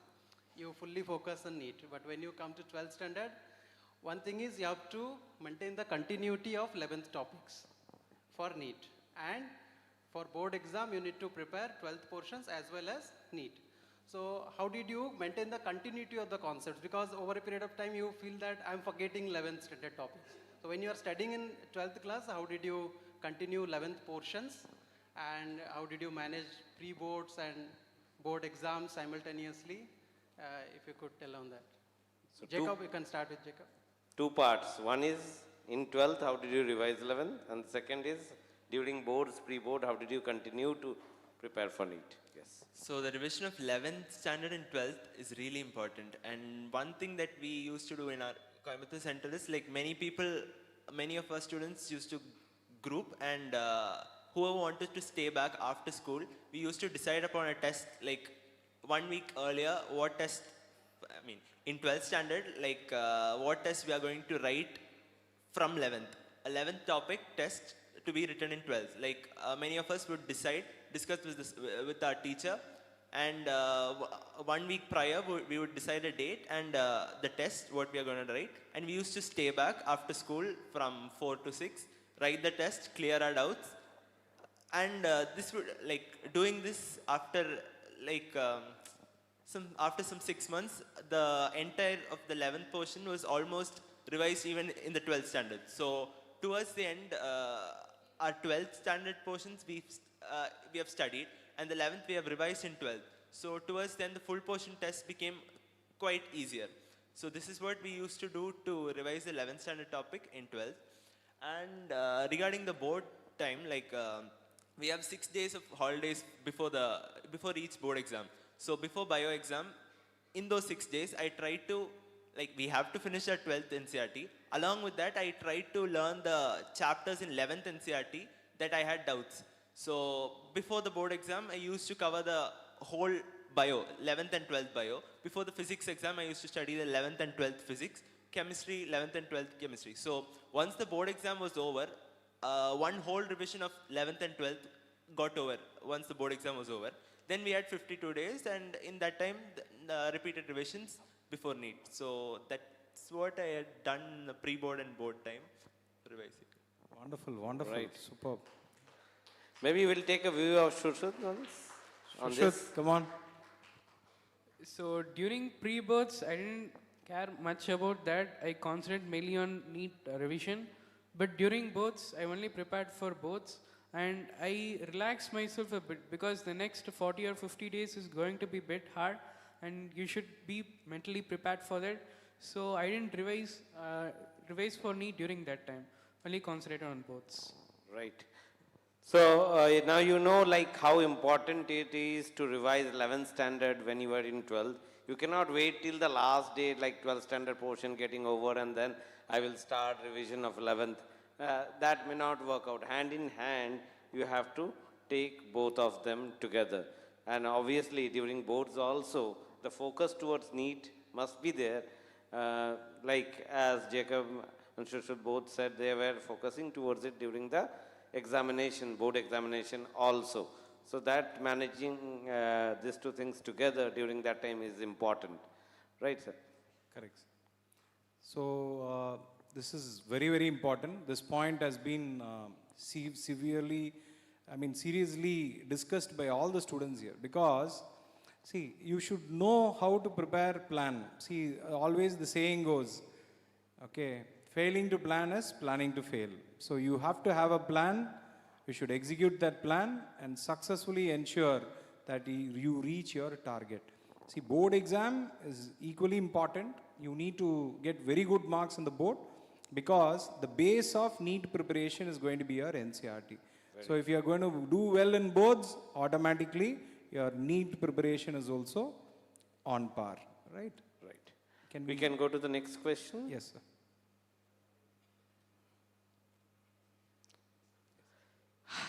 Okay. How to avoid distractions and ensure more focus on NEET? Now, this is one concern of parents also, like, children are getting distracted. What should I do? How to avoid those things? Isn't it? So, who would like to answer this? Okay. Yes, Aditya, sir. The one who has had maximum distractions will answer this. You had maximum distraction? A lot. Okay. Come on. Distractions usually they are the maximum during the beginning of 11th, okay, because we have made the transition from 10th to 11th and we are not still comfortable with it.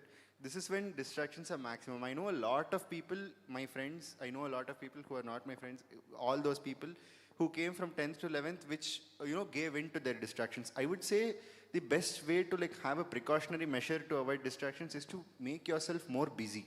This is actually a twofold thing because you yourself can't do it. You need the help of your parents as well. I would say once you come back from school, if you have classes, FIITJEE classes, you can go for them, or else you can sit and solve questions, or else you can do something productive towards studies. And I would recommend not getting too much into your phone or your electronic devices because you see, I can't advise too much on this because I myself have done that. I was involved a lot with phone, with basically the internet, because we are not restricted anymore to the internet. It's not like we don't have a PC or a laptop or a phone at our house.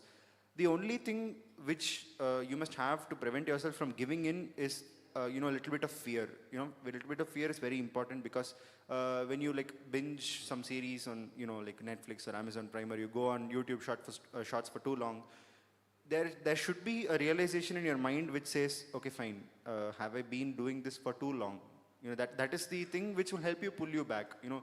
If you don't have it, I would say better develop it because it's going to help you in the long run. And I would say, even to the parents, I would say, please encourage your kids to not use their phone during meals or when you're together, when there is time for family.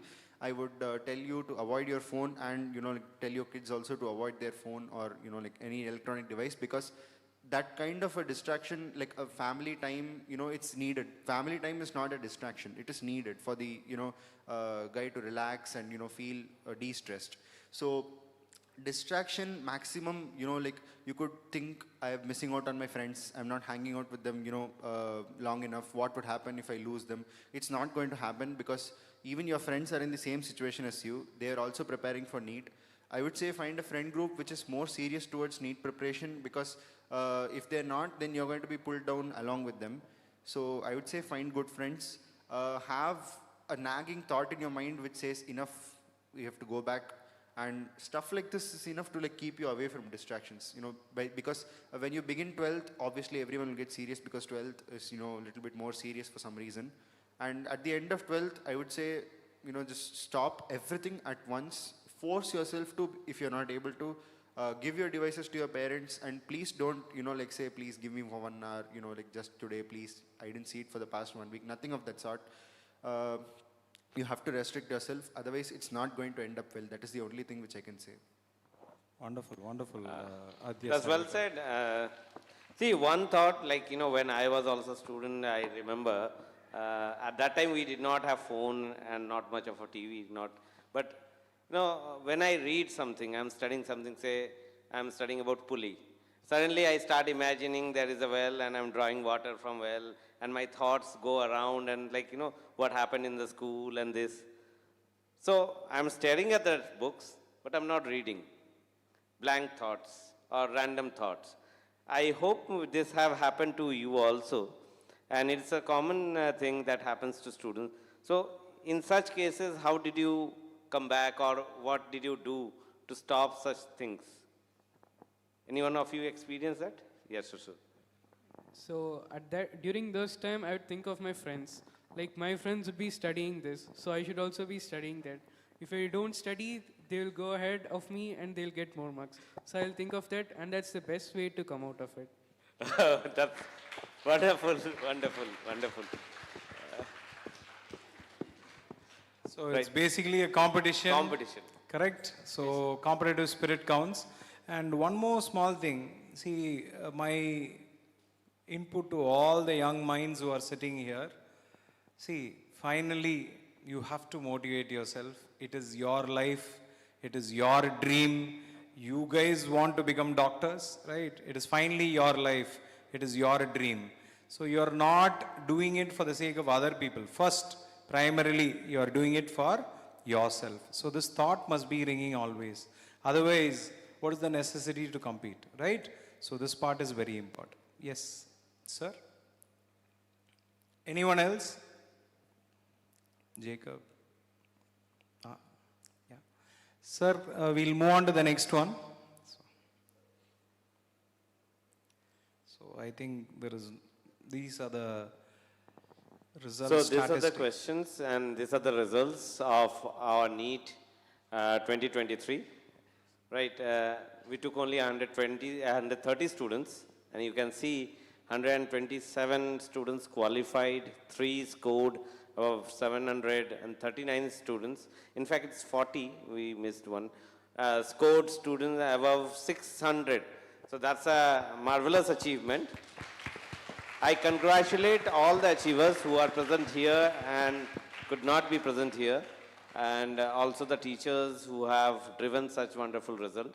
Now, we have another half an hour time in which we would like to take up some questions from the students who would like to direct the questions to the toppers. Anyone, please. And parents are also free to ask. I can see, like, you know, some of like their parents are over here.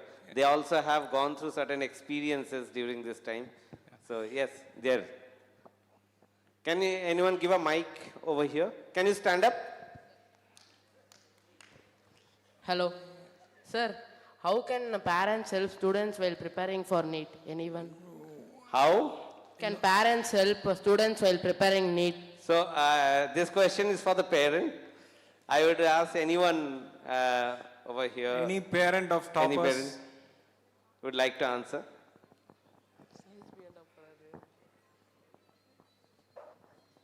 Who asked the question? Yeah, hello. Hi. First is to you should believe that parents are for you only. So, and the parents should give this hope to the student that whatever is the situation, whether you are up or down, you are basically supporting you. We are with you. This is the first hope we should get from the parent. And second, you should be more affectionate with your mother, who is all the time with you. And in my particular case, in my case, my wife made the complete timetable after the board exam, and every night my son has to report to my mom. whether she has completed or not. For some reason he has not completed means, okay, they'll discuss and find out why he has not completed. This kind of, interactions with the parents is very important. And as a parent, we should not, get frustrated if sometimes the results goes down. Many times in the mock-up test, my son's result will drop below 500 also. At that time, you should not, shout at or show our tension on in the student. So the trust and love is very important. And of course, family time, as he mentioned, family time, especially during the dinner where we are all together, just sit and do not talk anything about NEET. Do not talk anything about subject. Talk something which is extremely different genre. Like, for example, we used to talk spiritual talks, watch some spiritual videos, which will, de-stress them. So just love your parents and believe that they are for you. You will win, definitely. Yeah, thank you. Thank you. Wonderful, sir. Wonderful. So when I meet some parents, okay, as a faculty member, when we interact with parents, they are so enthusiastic. One parent was telling me, sir, I will write NEET, sir. So enthusiastic. I will go, sir. I will hit, sir. I will hit, sir. So sometimes, we see that enthusiasm. Okay, it is like an infection, a positive infection or a positive attitude that enforces on the ward also. So when the parent is very enthusiastic, automatically the ward also becomes enthusiastic. Wonderful, sir. Thank you, sir. Right. We have a student over there. You can tell your name also, so that. Okay, I'm Ashmit. I have just two questions. There are things to do which are important, and there are things not to do which are also important. I guess you would have all faced it now during the vague end of preparations. What are the things you are not supposed to do, and you must have broken some taboos during preparation. What are those taboos, and how have you overcome them? Okay. Things that you are not supposed to do. Who will answer this? This is subjective to every person because every person has their own thoughts. Rather than us telling you what not to do, you know it yourself, okay, because you're old enough to know it yourself. You don't, if you need someone, it is probably an adult whom you need, because, we too are also of almost of the same age as you, and you have to know it yourself. You know certain things. When you do it, you know, because your mind says it's wrong. So please don't do it. That is what I would like to say, if anyone else. Right. So it's all about you, the way you think. You had one more question, you said? Okay, right. Next. Yes, there. Yeah. Can you stand up? Those who Yeah, are please. asking, please stand up. It would be easier for others to locate you. My question is to all toppers. Have you undergone procrastination, and how you have avoided it? Procrastination. Who will answer? Shushu. Yeah, Shushu Yes, will Shushu. answer. Okay. So, like when I started revising my 11th during 12th, I procrastinated revising my 12th biology. 11th biology. I revised 11th physics and chemistry, and I have regretted it during the revision phase. So, but physics and chemistry were strong during revision. So to avoid procrastination, think about the after effects. What if you don't do it now? Think about how you will struggle if you have not done it now. Think about that, then I'm sure that you will not do it. Right. So, again, it's how you think and how you decide. See, self-realization is very important. That when I'm doing something, what is my end goal? That planning. The moment you plan, probably if you plan well, your procrastination thing will go down, right? So this is one thing. Anyone else wants to answer the same question? Okay, fine. Next. Any more questions, guys? Yes, there. Yeah.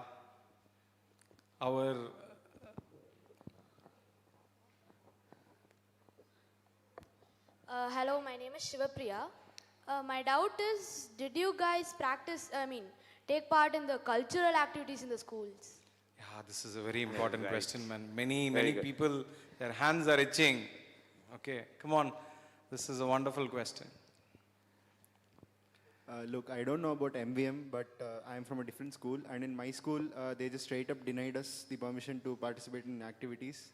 They told, look, you are studying for NEET, don't think about activities. Activities you can do in your college. And of course, because there they won't deny you. They won't say you're like studying for MBBS, you can't do cultural activities. No one says that. So you have to procrastinate with these kind of things. That's what I would like to say.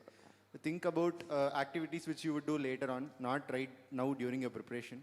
So cultural activities, I wouldn't say don't go for it. I would say go for it if you're feeling that you have done enough justice to your preparation. That is what I would like to say. DAV boys, Gopalpuram. So, anyone else who has taken, did anyone of you take part in cultural activity?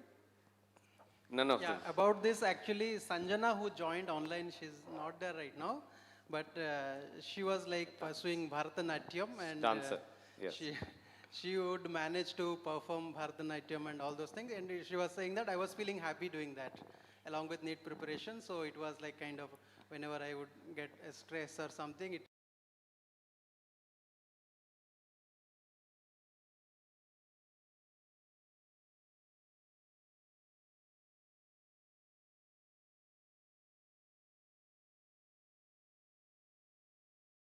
Other activities in FIITJEE that happens, or in your school also it might happen.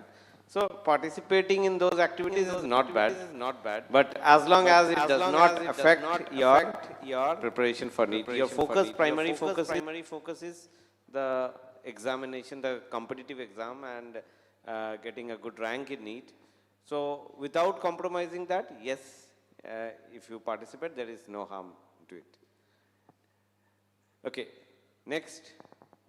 Yeah. Yes, there. Hi, my name is Siddharth. So my question is that when you're preparing for 3 subjects, you tend to, lose concentration on one subject because you might feel you're more weaker in a subject and you would practice that for more time. So how do you manage to, have an equal grasp on all 3 subjects so that you can score high marks during the exams? It's true that you have to give more time to the subject you're weak, but that doesn't mean that you totally ignore the other subject. If you only focus on one subject, obviously your confidence in the other subject and your marks in the other subject will gradually decrease. So if you're not clear in physics, stress on physics, but make sure that you give time to the other subject. Like you can plan your schedule as per your requirements. If you're studying for 5 years, if you are weak in physics, spend more time on physics, but give time for bio and chemistry along with that. So planning this schedule properly would help it. Thank you. Yes, there. Next question. This. Hi, my name is Shiva. Even though if we are 100% sure on the questions and answers, as soon as we enter the exam hall, we'll be scared, right? We might forget everything. Okay, so Divyan, can you take it up? It happens for me also. In my Tapasya tests, even though I know the question 100% and I know the formula, I revised the formula many times, I tend to make mistakes in that question. But test analysis is very important. After you complete the test, do test analysis and don't repeat that mistake and revise the formula for that particular concept daily. At early morning, revising formulas worked out for me. So what he means is practice makes perfection. So you have to keep practicing. It is normal in case many times, okay, when you look at the paper, you get petrified. So that is always normal. So you just do some deep breathing, okay, and just start it. Yeah. Yes, Akhilesh, your inputs. Okay, so it happened me even in my NEET exam as well.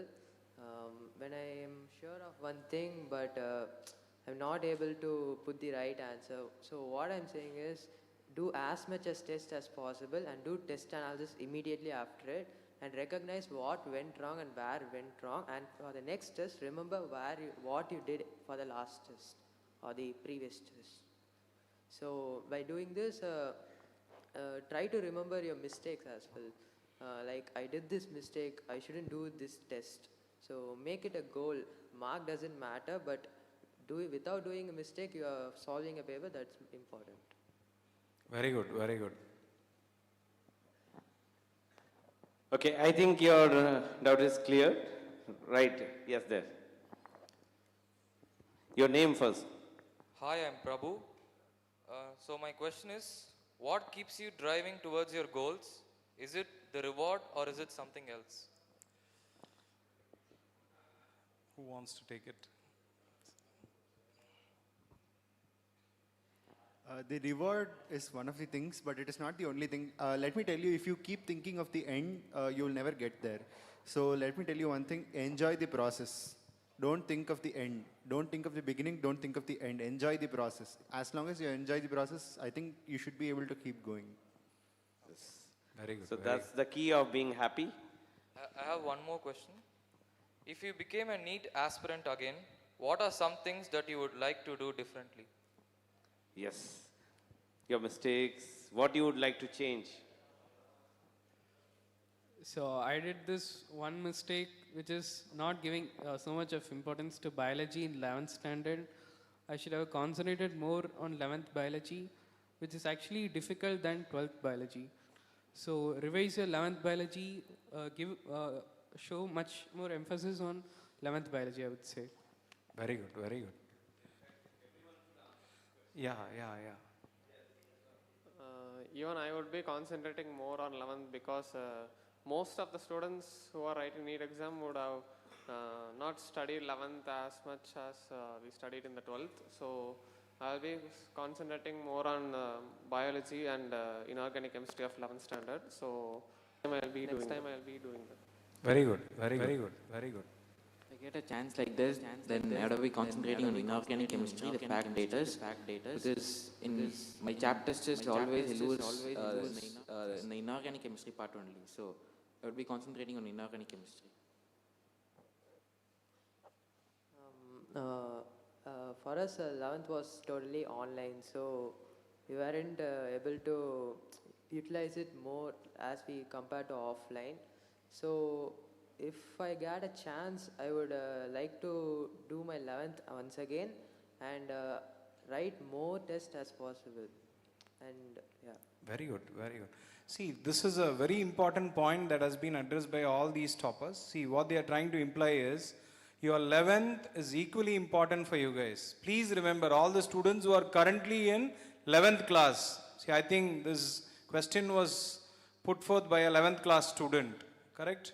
So all students who are in 11th, it's high time you begin. This is the time. Okay, right from day one, your focus should be on. Correct? You guys get it? Very good. Yes, Jacob. The same thing, 11th.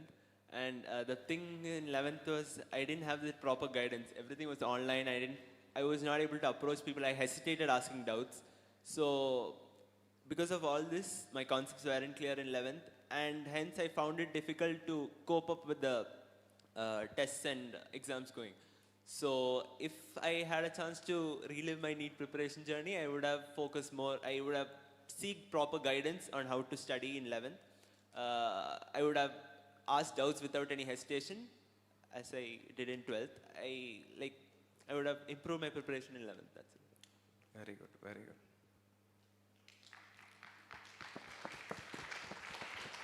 I have one last doubt. What if you aren't able to complete an assignment completely before the due date? And how would you react to it? By assignment, do you mean school assignment or do you mean like a self-imposed assignment? Both. Both. Okay, fine. Like you are keeping like targets for a week or something like that, or you got due dates from your teacher.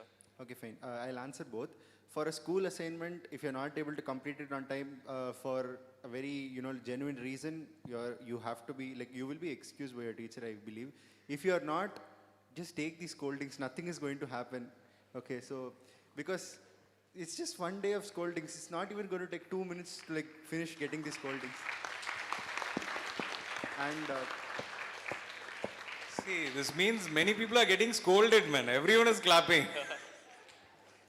And if it is not a genuine reason, if you, slacked and if you didn't do it properly, then I would say blame yourself. Finish it, ask the teacher for an extra time. If she's not giving you extra time, might as well take a little bit more scoldings. It's not going to change anything.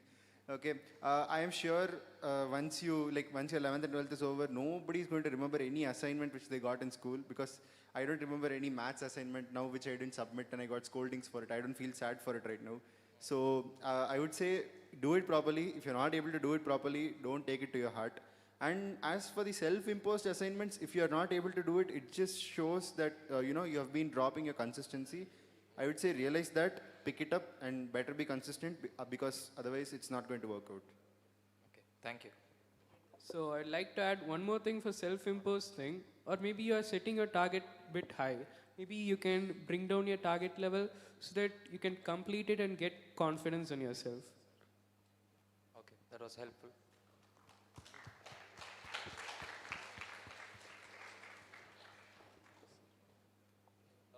We are told that daily revision. What exactly does daily revision mean?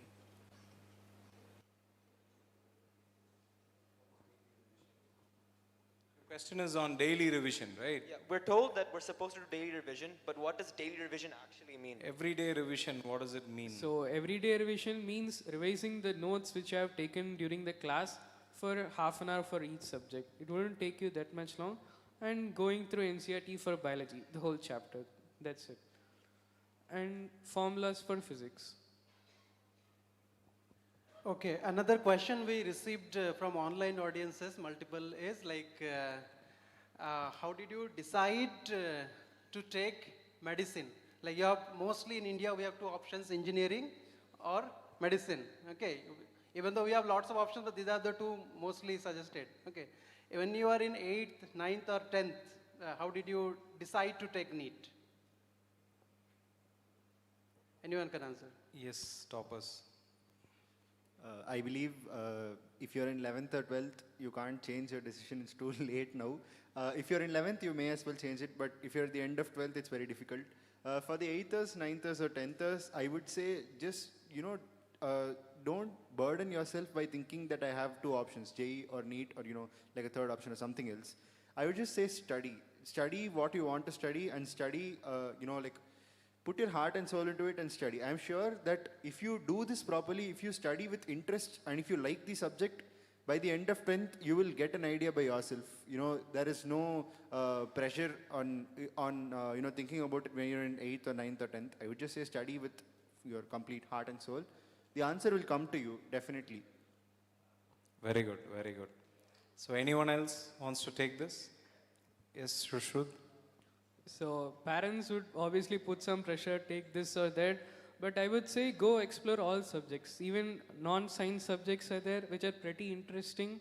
So explore it and then choose the subject which you like. Don't fix on either two streams, either this or that. That's a very bad thing to do. Very good, very good. Anyone else? That's it? Yeah, any more questions? Yes, ma'am. Yeah, first of all, congratulations to all of you and the faculties here. I have 3 questions. One is like 2 years is a big journey. How you kept yourself away from like all temptations, music, movies, family functions. Second thing is your food habits. Being a mother, I want to know. Like it's very important to keep yourself fit so that you won't miss any class, you won't fall sick. And third is early bird or night owl. What is your choice? See, you guys got the questions, right? I'll answer the last question first. So early bird or night owl, it's a personal decision, like what suits the best. I tried learning at night, but I couldn't. I fell asleep always.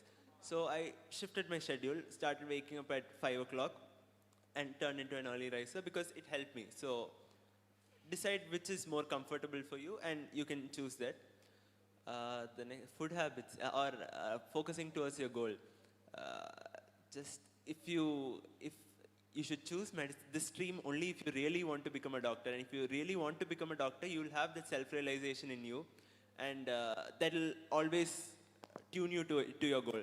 So regarding food habits, towards the end, it's risky to take junk food or hotel food because the last 1 month of preparation, even 5 days of sickness could cost a lot. So eating healthy food at least in the last month or last 2 months before NEET would really help it. And Very good, very good. So regarding the distractions, like it's better not to restrict everything. Like you don't go to movies or something. Watch a movie once a month and listen to some music, some songs. It's good.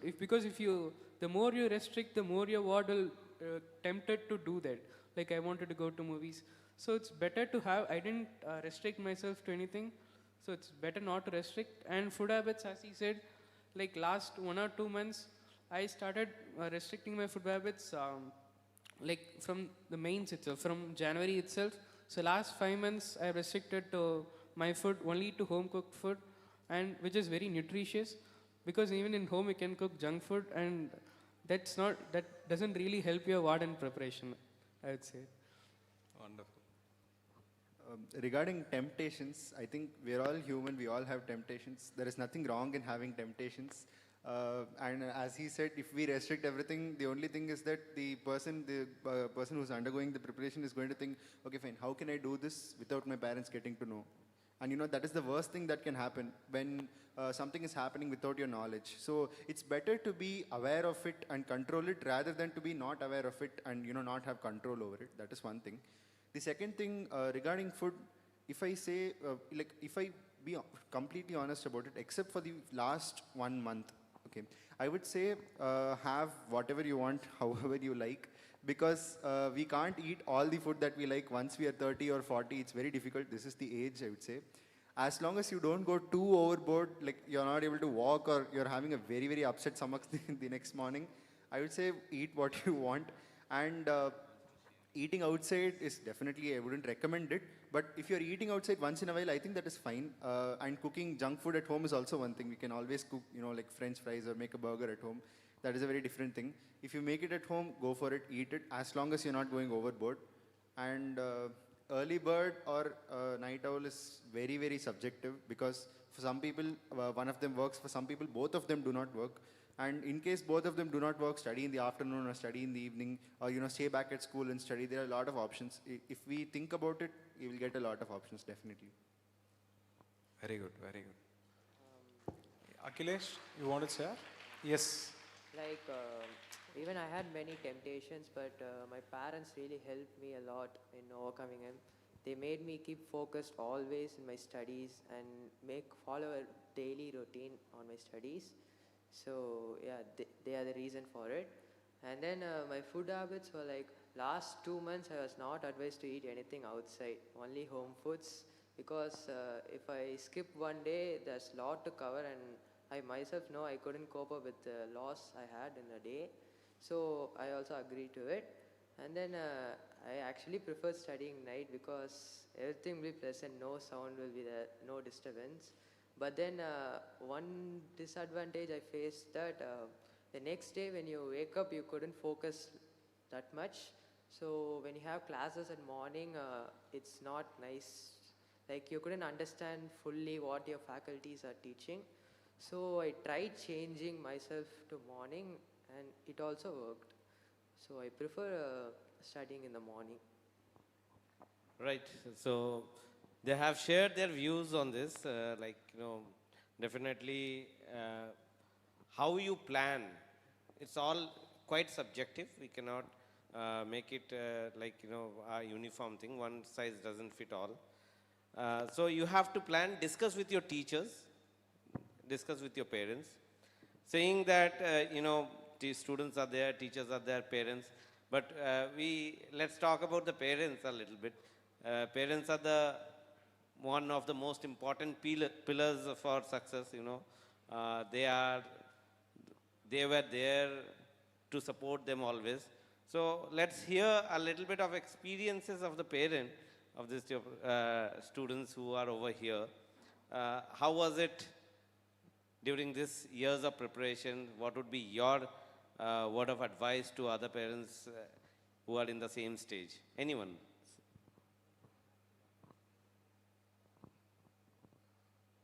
Ma'am? The question is like, the parents who are over here, how was their experience and what would they suggest? Hello, I'm Jacob's mother. Uh, Actually, I didn't have to do anything. We didn't have to do much because he was self-motivated. And about the, I think the distractions initially he had in the 11th standard, a bit of YouTube, and he was distracted with that. But he only realized that, and after that, there was no problem. And about supporting him, what we did was we had to cut out many of the family functions. One of us was there with him all the time. That was one thing which we did. And we were all movie buffs. We cut our movies. And he was also a movie buff. The last a movie he watched was Pathan, I think. That was a sort of encouragement like this. And he only self-restricted. And he motivated us more than we motivated him. He was dedicated. We didn't have much to do.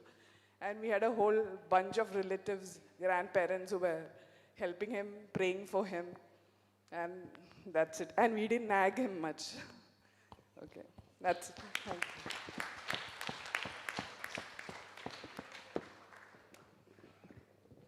I'm Divyan's father. As I said earlier, first give the hope that we will be with the kid, whatever happens, whether you are successful or failure. So they should strongly believe that parents' love will protect them all the time. That is one thing. Second,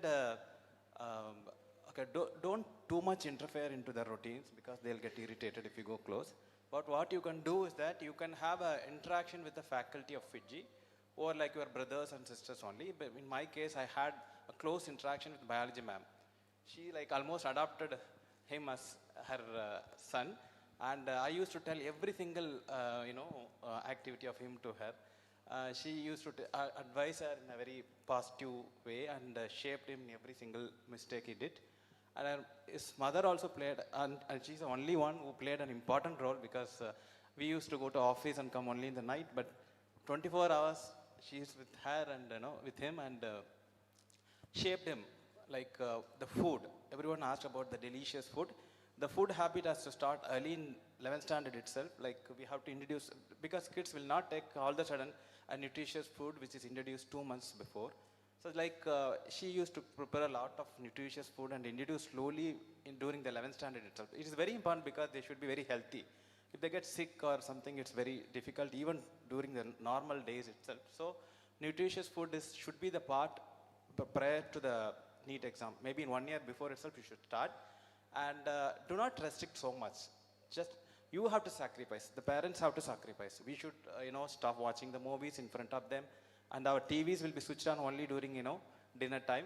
And that to whatever choice of YouTube channel he watches, he will watch some natural scene, animal channels or whatever. So we also watch along with him and discuss a lot. Do not talk anything about subject at the time. They'll get frustrated. So this is the relaxation, and mother has a trick, she will prepare very yummy foods every day and tempt him. You finish this chapter, then I'll give you this, Today I'll prepare this aloo parotha for you. So you prepare 2 chapters and come kana like, then this guy will interestingly do that. The smell will come to him. Then he will come a little before, she will say, no, you finish it and come back, we'll have a nice dinner together. This is the motivation. Oh, okay, a dinner is waiting for me with my family. Then very quickly he will complete the chapters and come back. So this is the thing, and some spiritual connection should be there. For us, we have taken Dr. Sudha Seshan, who was the Vice Chancellor of a medical university, as our spiritual guru, who talks so much about, our culture and how to, maintain the anger and so much things. So the videos we used to watch, which motivated him not only in NEET, for his entire life. The kids have to watch. Somebody asked how to control temptation. This is one of the way. Put them in spiritual track, which will completely, put them in their entire life. Thank you. Thank you, sir. Thank you. Wonderful. Hi, I'm Jai Kishan, father of Shushruth. I'll just compliment Mr. Sundarajan's comments. Almost it's matching. And in our family, my wife, she's fully dedicated to him. I just ask only the output. To be frank, my wife will be she will be following closely with the nitty-gritties, how to follow up, what are the inputs to be given, how to take care of his diet and everything. As one of other parent told, we used to keep aloof from all the functions and all our relative interactions. That's a sacrifice we have to make. That is unavoidable because we don't want to, we just want to avoid distractions. Regarding other movies and all, we are not that stringent upon those practices. And we used to watch more news during the dinner. And as and when sporadically some movies or web series we used to have. So there was not much restriction. And I just interact with my child only on other than subject like politics and all these things. I ask only the score, and other things my wife, she takes care of all the other aspects. So it was a balanced approach, and it really paid off well. So this model, of course, it is subjective to each child and the parent, how the psychology and the attitude, it matters a lot. So whatever best worked, I'm just sharing. And close interaction with the child and the close monitoring, the behavior, the stress level, especially when it is spiking up, my wife will really know. And we used to share personally when in the absence of my child that the stress levels are spiking. So how to calibrate and all these things, we used to consciously do it. That really pays off in the long run. Stress is inevitable, no doubt about it, but we need to strike a balance between the stress and the output, what is expected from us. Thank you. Thank you, sir. Thank you.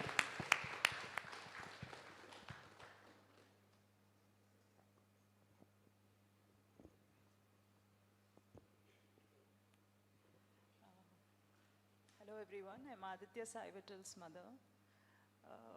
Actually, to say the truth, we never went back of him for anything.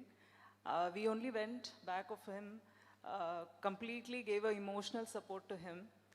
And regarding movies and other things, he was totally disinterested. Only we were interested in movies. So that problem was ruled out.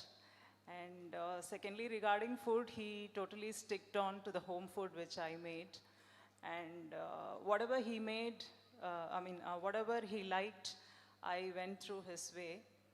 Always we went through his way, especially the last 2-3 months, we went through his way for his success silently.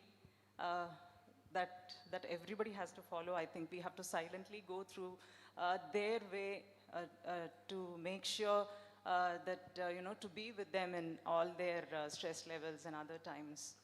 And regarding the family functions and trips which were organized, we used to see to it that either one of us attended and one of us be with him, or we maximum tried to avoid all those things. Like for the 11th, from 11th onwards, we just stopped and we have to sacrifice, like at least from 11th onwards, we have to sacrifice all these trips and all this family functions and all that.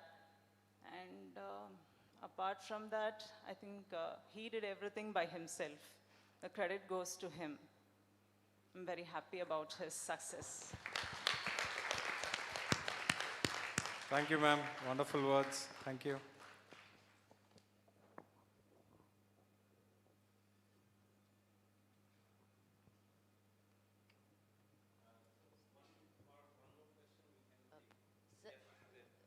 Sir, I have a question.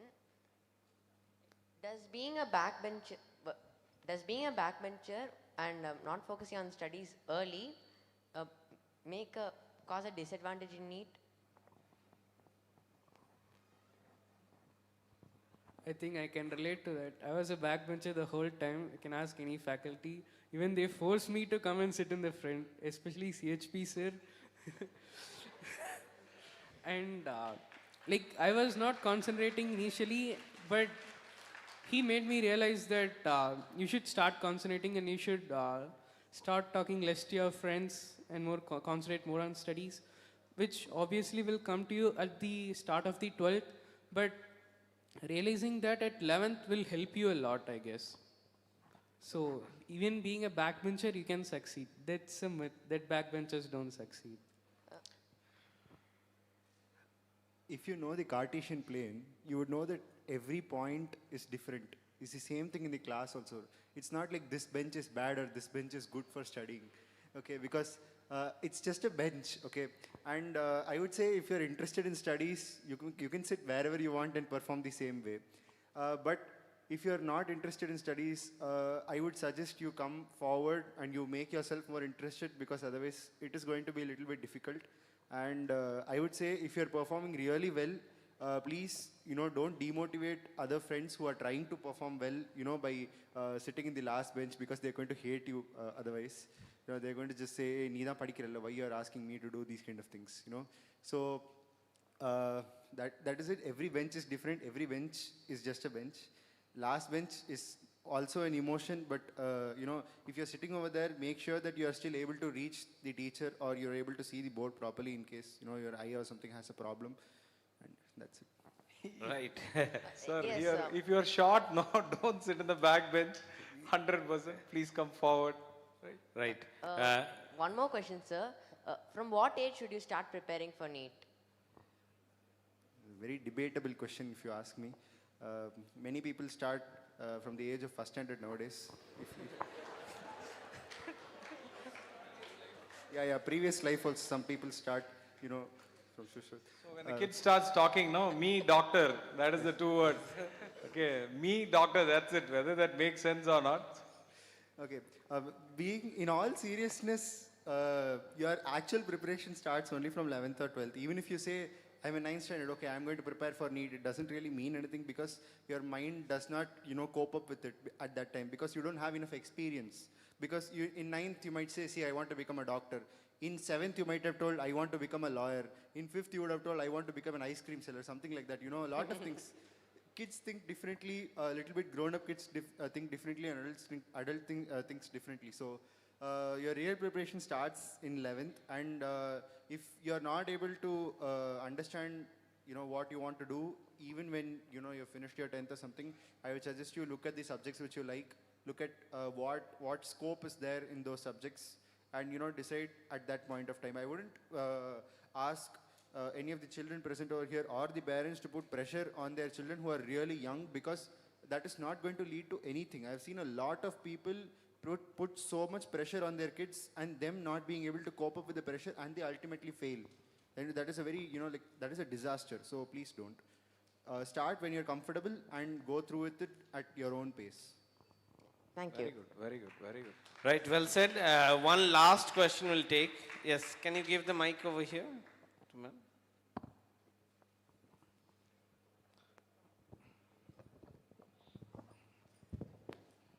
So my question is again to the parents. I just want to know about the parents' involvement in their education. We heard about your involvement in the food habits, your kind of motivation and all that.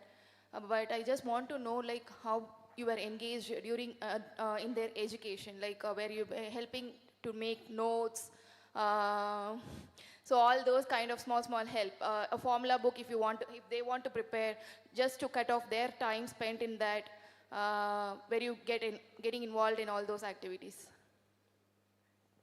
When we are taking credit in their success, I just want to know like what is the kind of involvement we made for their education just that time.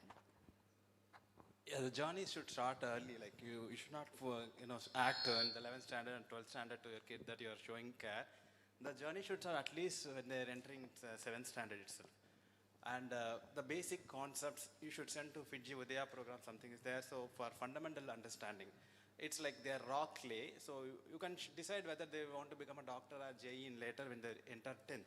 But in the early age, when your kid is in 7th standard, you ensure that they are thorough with the basic concept of maths and science. That is one thing you should ensure. For that, you should slowly give them the habit of doing extra works, taking up the pressure. The pressure is extremely high when the guy is in the 12th standard, because you need to tackle the board exam, you need to tackle the NEET exam, and also your other routines. So if you put the kid in the 12th standard and want to become a doctor, it's very difficult.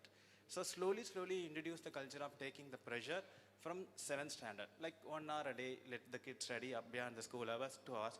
For that, what we should do is that we should ensure that we also do not do anything during the study time which will disturb the kid. we should also sacrifice, slowly start sacrificing.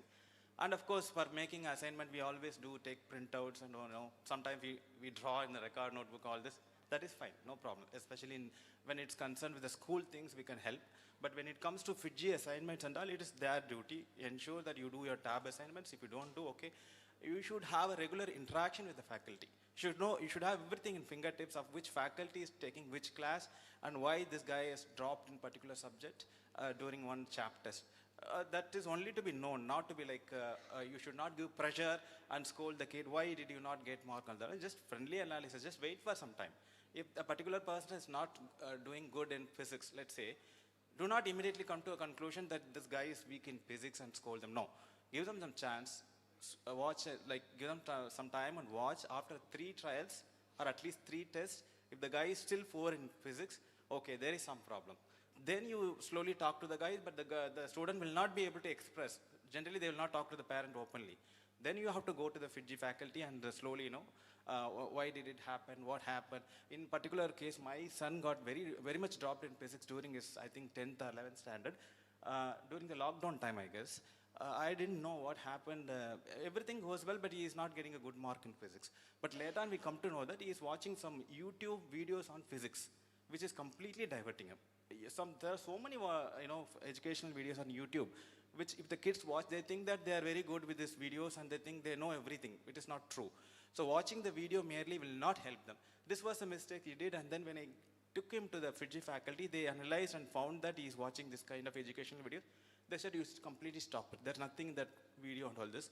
You do the offline classes, nothing like board teaching. Take our assignments, interact with the faculty. We are there to help you. Just like if this thing comes to the kids, that if any doubt comes, I'll watch the YouTube video and I'll be like fine with that. Is absolutely wrong.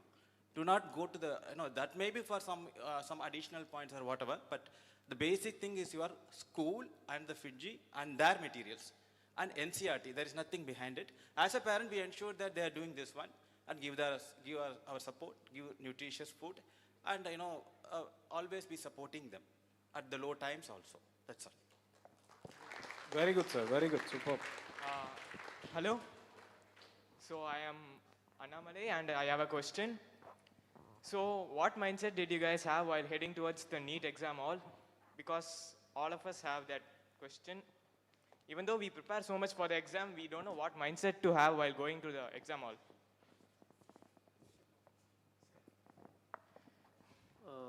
There wasn't much pressure and all. When you're going to the exam hall, it will be highly crowded. Many people will be there. If you can discuss with your friends and get to know if any of your friends are coming there. So you can meet up and just simply talk. That's all. Don't talk about what you studied and all.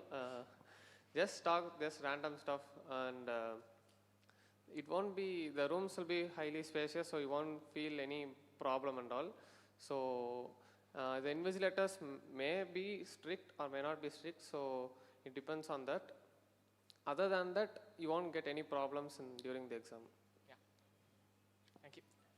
So there are infinite things that control the exam, and there are only some factors like how much, the amount of preparation. This is the only thing that we can control. So just focus on the controllables, leave the rest to God, it'll go well. Just have that feeling in your mind, you'll be more peaceful. Reach the exam hall early. Don't go, if the exam starts at 2, don't be there at 1:55. Be there a little bit early. If you're early and you're sitting and you're thinking, okay, if I get the paper, what if there is this question in it? Don't think such things, okay? And while the exam is going on, in case you run out of time and you have 1 minute to solve a question and you're panicking, there is a way to stop the panic. I'll have to thank my dad for this advice. If you have 1 minute, take 2 seconds off, calm your mind and solve. If you have 10 seconds, take 1 second off. Always keep some time to calm yourself down. Because in a state of panic, if you solve a question, there is a very, very high probability that you're going to get it wrong. But if you have less time to solve, but you're calm, but the probability of you getting it correct is going to increase. Even if you don't know the concept and you want to take a calculated guess, if you have a calm state of mind, it will help you make a proper guess instead of going for some other wrong option. And another question for Divya and Tanna. So how many test series did you do before going to the NEET exam?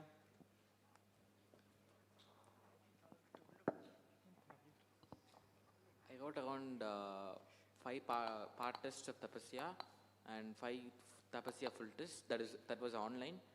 But even though it was online, I used OMR sheet for the marking. Then only I marked in the Google form because OMR sheet marking is very important for NEET. And also FMTS is offline. And I tried to write all FMTS, part test as well as full test. FMTS started from my 11th onwards. And full test came in the revision part. I tried to attend all FMTS because that was offline, which was very important for NEET exam. Okay, thank you. So it's important to, yes, okay. So it's important to write a lot of tests, and whatever test is conducted by the school or in your evening classes, just attend them, right? So it is absolutely, I would like to stress on this point, do not miss even a single test which is scheduled. Yes. Congratulations to all the toppers. I'm a 10th standard student, Dishna, and my sister here, she's choosing a different path, and I'm going a different path. So I just had a doubt. Have you ever thought of like a second opinion about like when you focus your goal, have you ever had diversions like I want to take this or that? Any differences like in 10th or 11th? Any? Not in a point of view of NEET, but I did have this kind of a thing when I wanted to switch from maths to psychology for my boards. Because maths is very burdening, and you have to study a lot to get good marks in your board exam. But you see, when you solve questions in physics, especially when you come to 11th and 12th, you will need maths. Like I'm talking from this very specific point of view, just for an example. You will need maths, and you will have to use a lot of concepts which are taught specifically in maths in physics. So I would say if you ever think like I want to choose something else, and I don't want to do this, but I want to do the other thing, I would ask you to make a list of pros and cons, see what suits you. Never make the decision on your own. Okay, no one of us here is old enough to make any huge decision on our own. Consult with the elders, consult your teachers, consult people who have experience. That is the most important thing. Because if you don't know about the subject and you want to study the subject, it's better to consult someone and then study the subject than to go and get stuck in it and like not being able to get marks in it. Or if you're not interested in it anymore, you can't change it back. So consult someone before making a big decision. Yes, and also did the teachers influence your decision in some or the other way?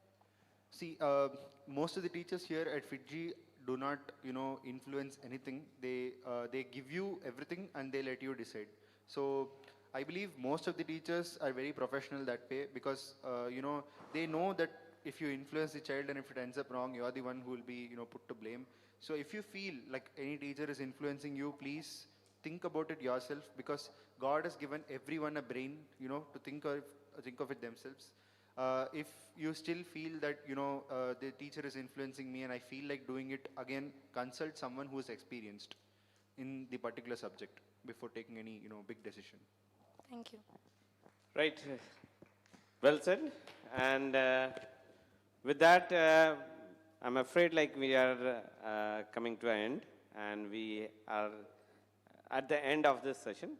So I thank all of you who has come on a Sunday to attend these sessions, and I congratulate the toppers who are here and not here, all the achievers of NEET. Once again, congratulations to all of you. I congratulate the parents, the teachers for this wonderful achievement. And thank you all once again for joining us. Maybe some of the questions we could not take up. Yes, we know. But yes, very soon, in classes also, we'll have such session. And this kind of sessions will continue to come. So do not worry. You will always get your chance to talk to them. Even when they go to the college, they will come back for you. And they will come to your classes also. So those things are there. Thank you all. Thank you very much. So Saurav sir, I believe some gifts are due for the students. Okay. Right.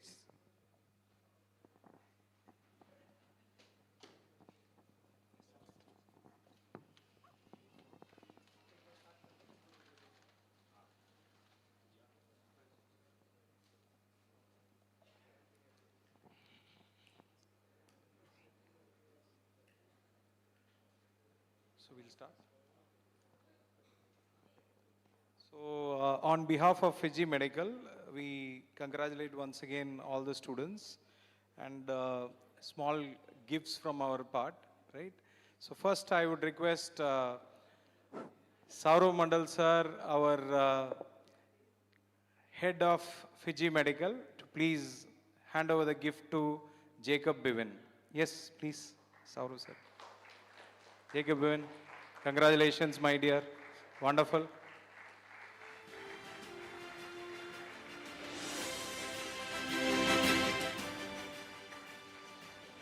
Next, I invite CHP sir. CHP sir, please come over to the dais. CHP sir, the coordinator of FIITJEE Medical Program and MVM. So please hand over the gift to Shushruth Jai Kishan.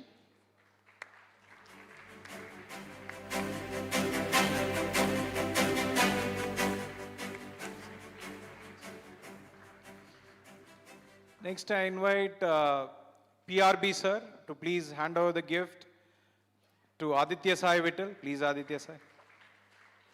PRB sir, thank you.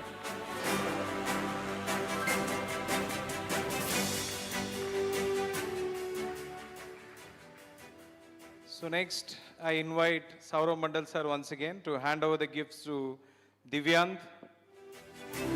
Congratulations, Divyant.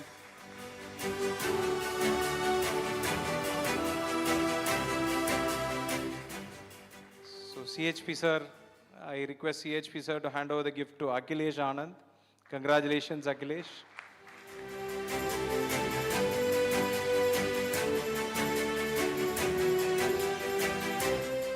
And finally, I request PRB sir to please hand over the gift to Saravanan Karthik. Congratulations, Saravanan.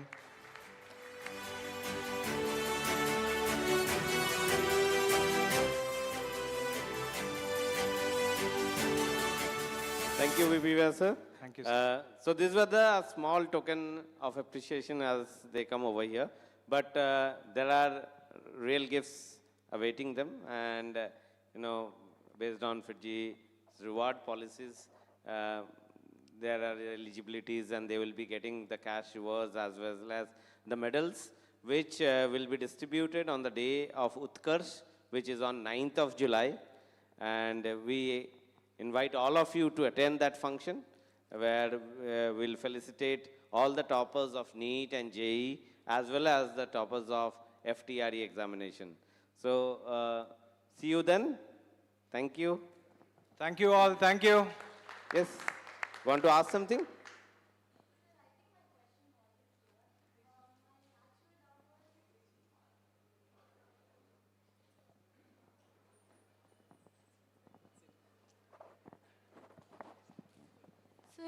Sir, actually what I wanted to ask was the role model teacher, like BPVR sir, like he's the god of biology for all of us. Everyone knows physics faculties, chemistry faculties, all are gods for us in FIITJEE. So I just wanted to ask, in what way did they guide you towards this path? That was my question actually.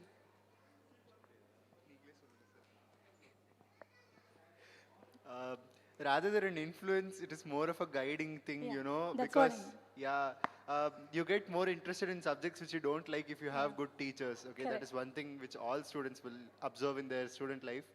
But, like, you want, what is the actual question? Like, you want to ask how they've influenced you to choose NEET or JEE or stuff like that? Yes. It's just by being there, just standing over there and just teaching and sitting over there and just showing the PPT, that is enough. That is inspiring enough, basically. And the way the classes go on, it's not like teach. It's like teach, joke, teach, joke. You understand what I'm saying? So that is it. Nothing more than that. Anyone else would like to take?